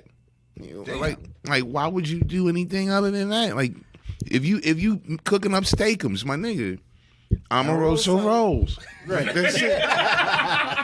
Okay. Yeah. But okay, so to answer your question, Amoroso roll, steak or chicken, depending on what you can eat. Okay. Onions, salt, pepper, ketchup. Are these onions grilled? Yeah. Hold on. Ketchup? Yeah. Wow. Now that is nothing I haven't. And either provolone cheese or cheese whiz. Okay. Yeah. Provolone all day. Yeah. So But I did not know that ketchup was a part of Yeah. the offense. So joint. your cheesesteak My cheesesteak is a chicken cheesesteak hoagie. That's my cheesesteak. What do you put on it? Again, salt, pepper, ketchup. I do sauteed. I do sauteed mushrooms. I'm allergic to onions. Gotcha. And you can still eat them, cause on the grills, because I know it's onions touch. Like mine. I request that it's separate. Like keep it away from the onion. Yeah. Okay. Yeah, I'll get sauteed mushrooms and sweet peppers. And I'll get a chicken cheesesteak hoagie. So it'll be bread, mayo, chicken, lettuce, tomato, well, salt, pepper, ketchup, seasoned chicken, and then it's lettuce, tomato, mushrooms, and sweet peppers. Yeah. Do you get it from a particular place? Do you have like a favorite? Well, for me, when I go home, my place is Pagano's. Pagano. Yeah. So Pagano's is a steakhouse up in my neighborhood. Matt Ryan's place. But go ahead. Probably, who knows? Yeah, probably. You know, so it's in my neighborhood, and these steaks I call them now and later steaks. They're so big, bro. Like you can't eat them in one sitting. You know, you eat half now, right? You eat the other half later. Like that's how it works. That's what's up. Mm-hmm. Okay. Yeah. But again, it starts with Amoroso's bread. Yes. Yep. Amoroso roll, man. That's it. Good to know. Mm-hmm. So is there anywhere local where you would get a cheesesteak? Good question. I actually Big Dave Steaks. Big Dave. Yeah. Big Dave from Philly. Yep. Delicious. Yeah, Big Dave's is good. And Williams is good. Williams is out in Stone Mountain. Big Dave's is delicious. Yeah. Oh, wait a minute. I took a girl to Big Dave. She gave me some pussy. Yeah. Area. Yeah. I know exactly what you're talking about. They stay packed all the fucking time. Yep. All the time. But yeah, like I like Big Dave's because actually he actually has a salmon cheesesteak. I saw the salmon. Ooh. I saw it on the Instagram. I haven't had it yet. Yeah. Oh, it's delicious. But like it. I saw him making it. I was like, ooh. Have you had Fred's meat and bread? Mm-hmm. It's overpriced. It's frou, man. It's a good cheese. You talking about over But they are at expensive. you talking about over at Krog, right? Yeah. Fuck them It's people. not close to. Yeah, I'm sorry. You put me on record. Fuck them people. Hey. A steak shouldn't cost a good cheesesteak shouldn't cost you damn near $20. Right. You know what I'm saying? Like old fourth ward pricing now. They gotta pay that rent. man, listen. Then they don't need to be in there. You know what I'm saying? Like they just need to be a food truck. Hey, big facts on that. You know what I mean? Like they don't need to have a brick and mortar business. What's the spot on Boulevard? They're right. Oh well, I don't think that's The cheesesteak? Yeah. Or I guess no. What's Oh, Boulevard? Woody's? Yeah, Woody's. That's it turns into Oh. something else. Monroe. Boulevard Monroe. It's the same fucking thing. Yeah. Yeah. That's No. a tourist place. Honestly, when Woody died, and Woody's not from Philly. Woody is from Pittsburgh. Right. That's not a Philly cheesesteak. It doesn't taste like a Philly cheesesteak. For starters. When Woody died, somebody else took. I think it was his son that took over. Yeah. He just as trash as. Okay, last one. Philly Connection. And this was the Atlanta podcast brought to you by the good. You know, you're like, what the fuck? Like, wait a minute. All right. One last thing. Sure. I challenge you to a beatbox battle. I'll go first. No. Yeah, stop. I gotta Stop. I always wanted to do that. You did it bad. You failed. Trash. But I did it though. You're giving him a headache. This whole thing has been about taking chances. This whole story has been about taking chances. to. So I was like, fuck it. he had to shoot I his had to take the shot. shot, baby. Yeah. We hear you. And I commend you for it. Yes, I commend you for it. Right. seriously, So, Yeah. you know, Had to. no doubt. hip hop historian in the Smithsonian. Uh huh. I'm gonna give you 2 Mount Rushmores. I want an underground, and I want a mainstream Mount Rushmore. Rappers. Let's go. Atlanta or No. all? Goats. All time. Mount Rushmore. Underground, and then mainstream. Of MCs. Wow. Let me see. Well, I'll start this way. My mainstream Mount Rushmore is I'm an enthusiast for damn near all things old school. I respect pioneers. Okay. However, I'm not going to take it all the way back to its essence, because I know that I'll probably lose some listeners at this point. I think some people are going to go back and look up some names. It's the hope, wish, and prayer.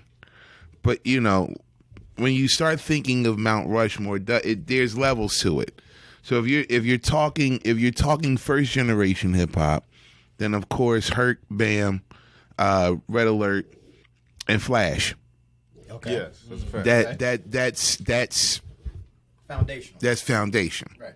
Okay. If you're talking golden era, it's KRS, Kane, not in order. KRS, Kane, Rakim, Kool G Rap. No LL? No LL. This is why. While LL is a very respected MC, has a very respected career, LL doesn't get brought up in most GOAT conversations because he is he literally self-proclaimed himself GOAT. He created the term GOAT. He didn't create the term. I've never heard GOAT before he said GOAT. The term GOAT has been used in sports. I don't think it was before LL. Yes, I don't think it was before LL. But the historian versus. You right. However, like I said, most folks don't include LL Cool J in GOAT talks because it's self-imposed. He proclaimed himself that hip hop didn't give that to him, which is how this culture works. Like you're supposed, like, the streets are supposed to give you this. You don't do this on your own. Sometimes you gotta let the streets know, though. You can't name you. Lil Wayne said best rapper alive, and then he became it. That's because millennials don't know no better. Right. Seriously, okay. Like, if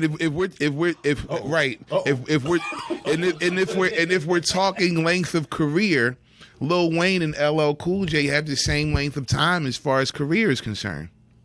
Yeah. They've been doing it for just as long. Like, no, I'm good on Weezy being GOAT. I'm good. Like, I didn't say all time, but he was saying dude, and I'm a stickler for writing bars. He didn't do that. No. So, no, I'm good.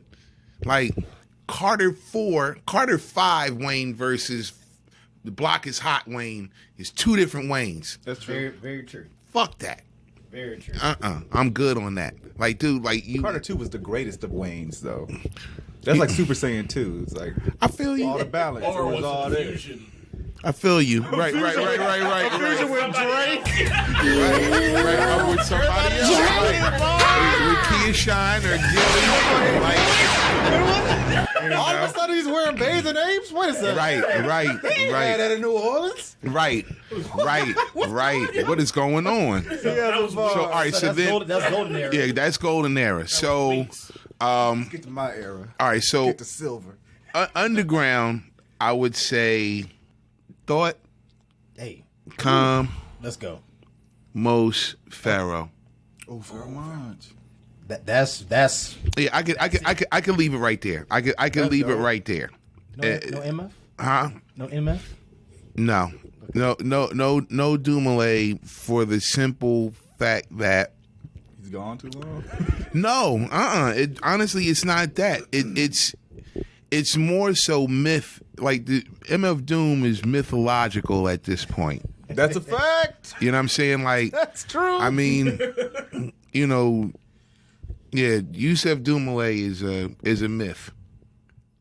Now we were talking. Wait, that's his name? Yeah, and we were talking. You said that's just like we do. And we were talking KMD.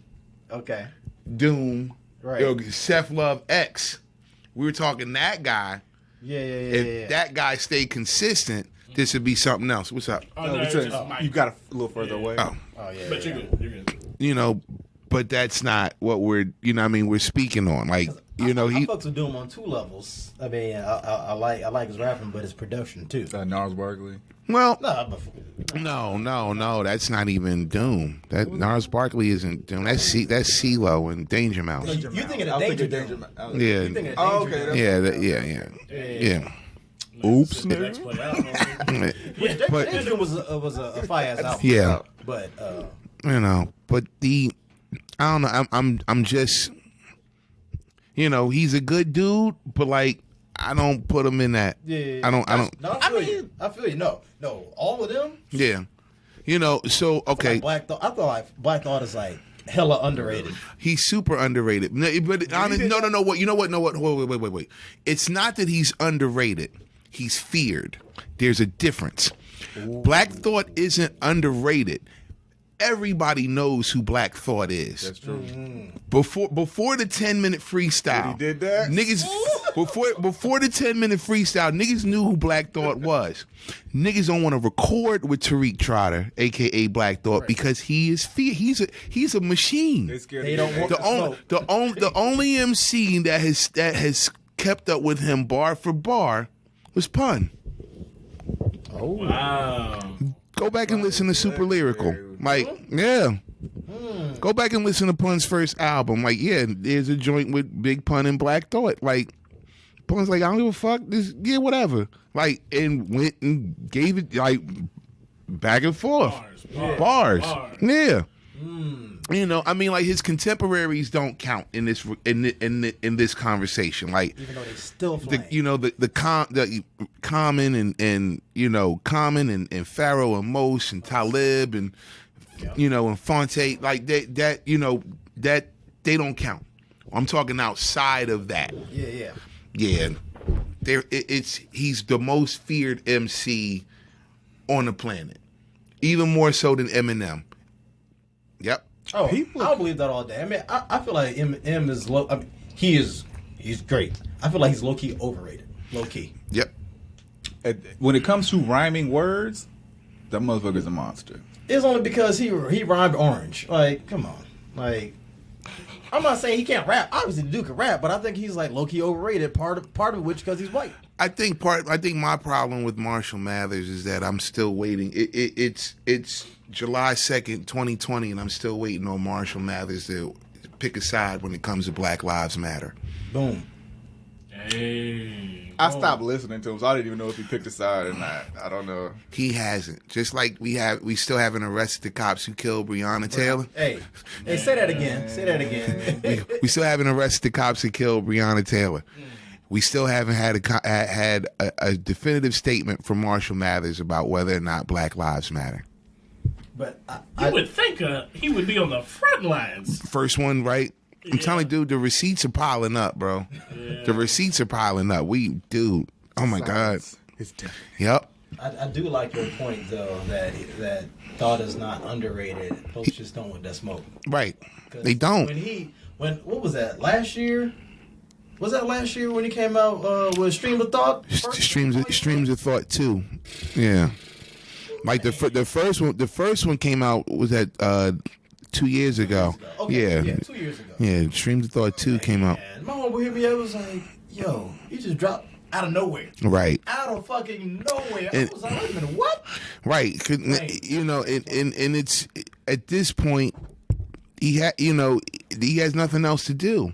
Like, we've been waiting on like if you're a Roots Crew fan, like you've been waiting on Masterpiece Theater for like ever. You know what I'm saying? Like, so for those listening, Masterpiece Theater is this very it's Black Thought's detox. You know what I'm saying? Like, it's the record you heard about but never heard of because it was never released. Was it label stuff? It was. It's never been released. It's never been released. So for us to finally get Streams of Thought 1 and 2 is great, but it's long coming. Like, you know what I mean? Like, we should have had this. Like, we should have had this when Lauren dropped The Miseducation. That's how long that's how long we've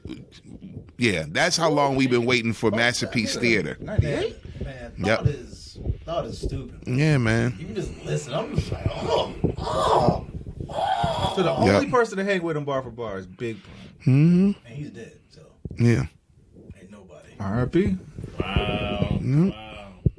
Well, that has been a wealth of knowledge. Thank you so much. Oh, man, no problem, man. Can I give you a personal thank you as well? In the sense of, I came here in '99, and you were my first introduction into like underground hip hop in Atlanta. My friend took me from Clayton County. We made the long trip in my beat up Honda hatchback to Apache Cafe. You was there dapping people. He was like, "Oh shit, that's D.R.E.S the Beatnik." I was like, "Wait, who's that? What do you mean?" He's like, "Nah, he's the legend. Yo, go, you gotta meet him. You gotta meet him." I was like, "Hey, how you going?" You just dapped me up, brought me in. He's like, "Yo, go whatever." I was like, "Oh shit, I met him."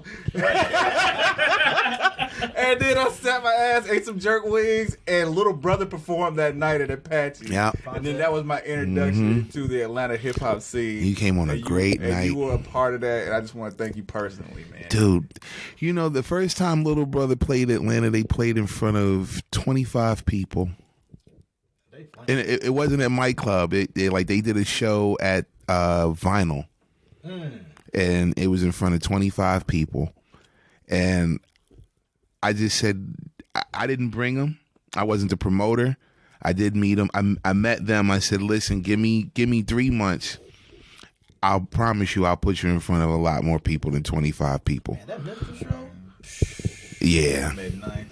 I met them all. It was so dope. And then I don't remember how many people were in Apache that night, but they rocked it. It was crazy. That was Patrick was always dripping sweat. 228 was the number for that show. Then the second time, that was for the listening. And then when we brought them back for the minstrel show, that was 746. That show was dope, man. That was 746 people. Wow. In Apache Cafe. Wow. Right. Like that's not Apache's small. Yeah. They got him in there. Yep. Apache is small. They got him in there. Yes, we did. Everybody was probably Wait a rocking. minute, I don't remember Apache. Right. Apache's small as shit. Yep. All right. Well, how can our listeners follow you if they don't already follow you? DREASthebeatnik.com is always a great place to go. # follow the hat. That'll get you where you need to get to. There's some questionable photos of me on the internets. I am not DJ. I am not DJ Nabs. I am not DJ Nabs. I am not the So Def logo.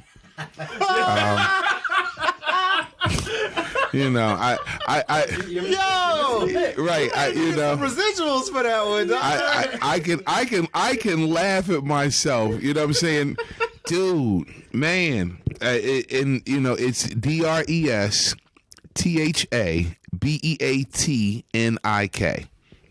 D.R.E.S the Beatnik. So yeah. Awesome. Now we're reaching the end of the episode.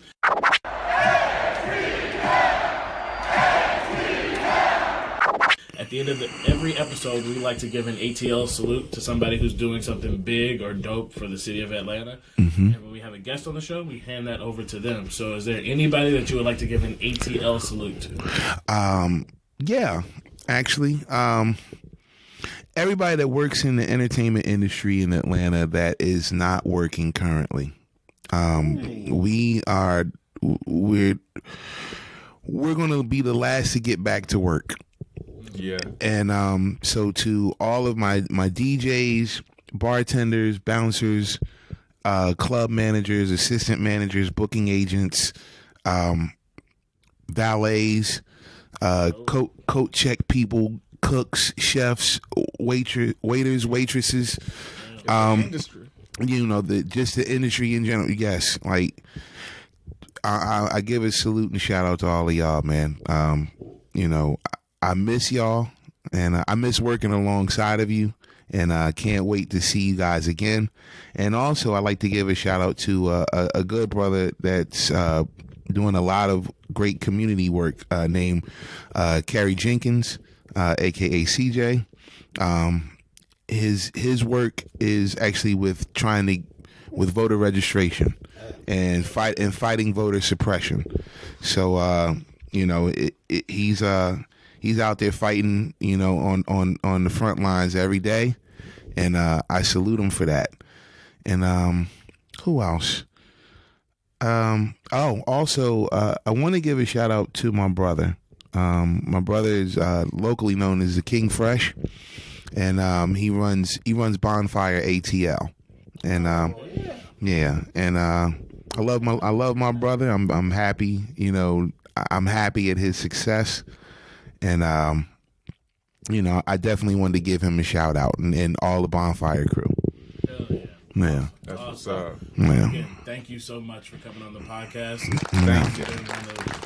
Definitely one of our great episodes. It's great to Oh man, thank y'all for having me, man. All right. Now I get to eat. Now I'm gonna find some food. Yeah. Did we sign off? Peace. Peace. Later.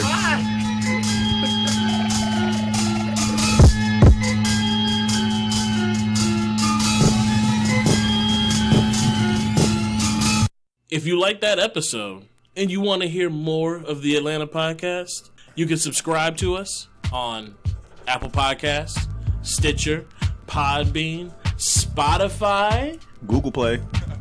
We're on Google Play? Yep. We're on Google Play. Oh shit. And Wait a minute, do you have a? Oh, also- yeah, you don't have an iPhone. My bad. ooh, Everybody doesn't have an iPhone, gentlemen. Yeah, you're right. Only the people that matter. well, whatever you're using, help us out. Leave a review. Support. Give us some stars, however the fuck they do it on whatever you're listening. And Thumbs up. follow us on Instagram. Yes, please. We have quite the following. You get some exclusive content on there. Videos from Plus, my we have shitty our own Instagram phone. thought, Justin. Yeah, we got an Instagram thought, Justin. I be thotting. Follow us at The Atlanta Podcast. See you next time. Peace.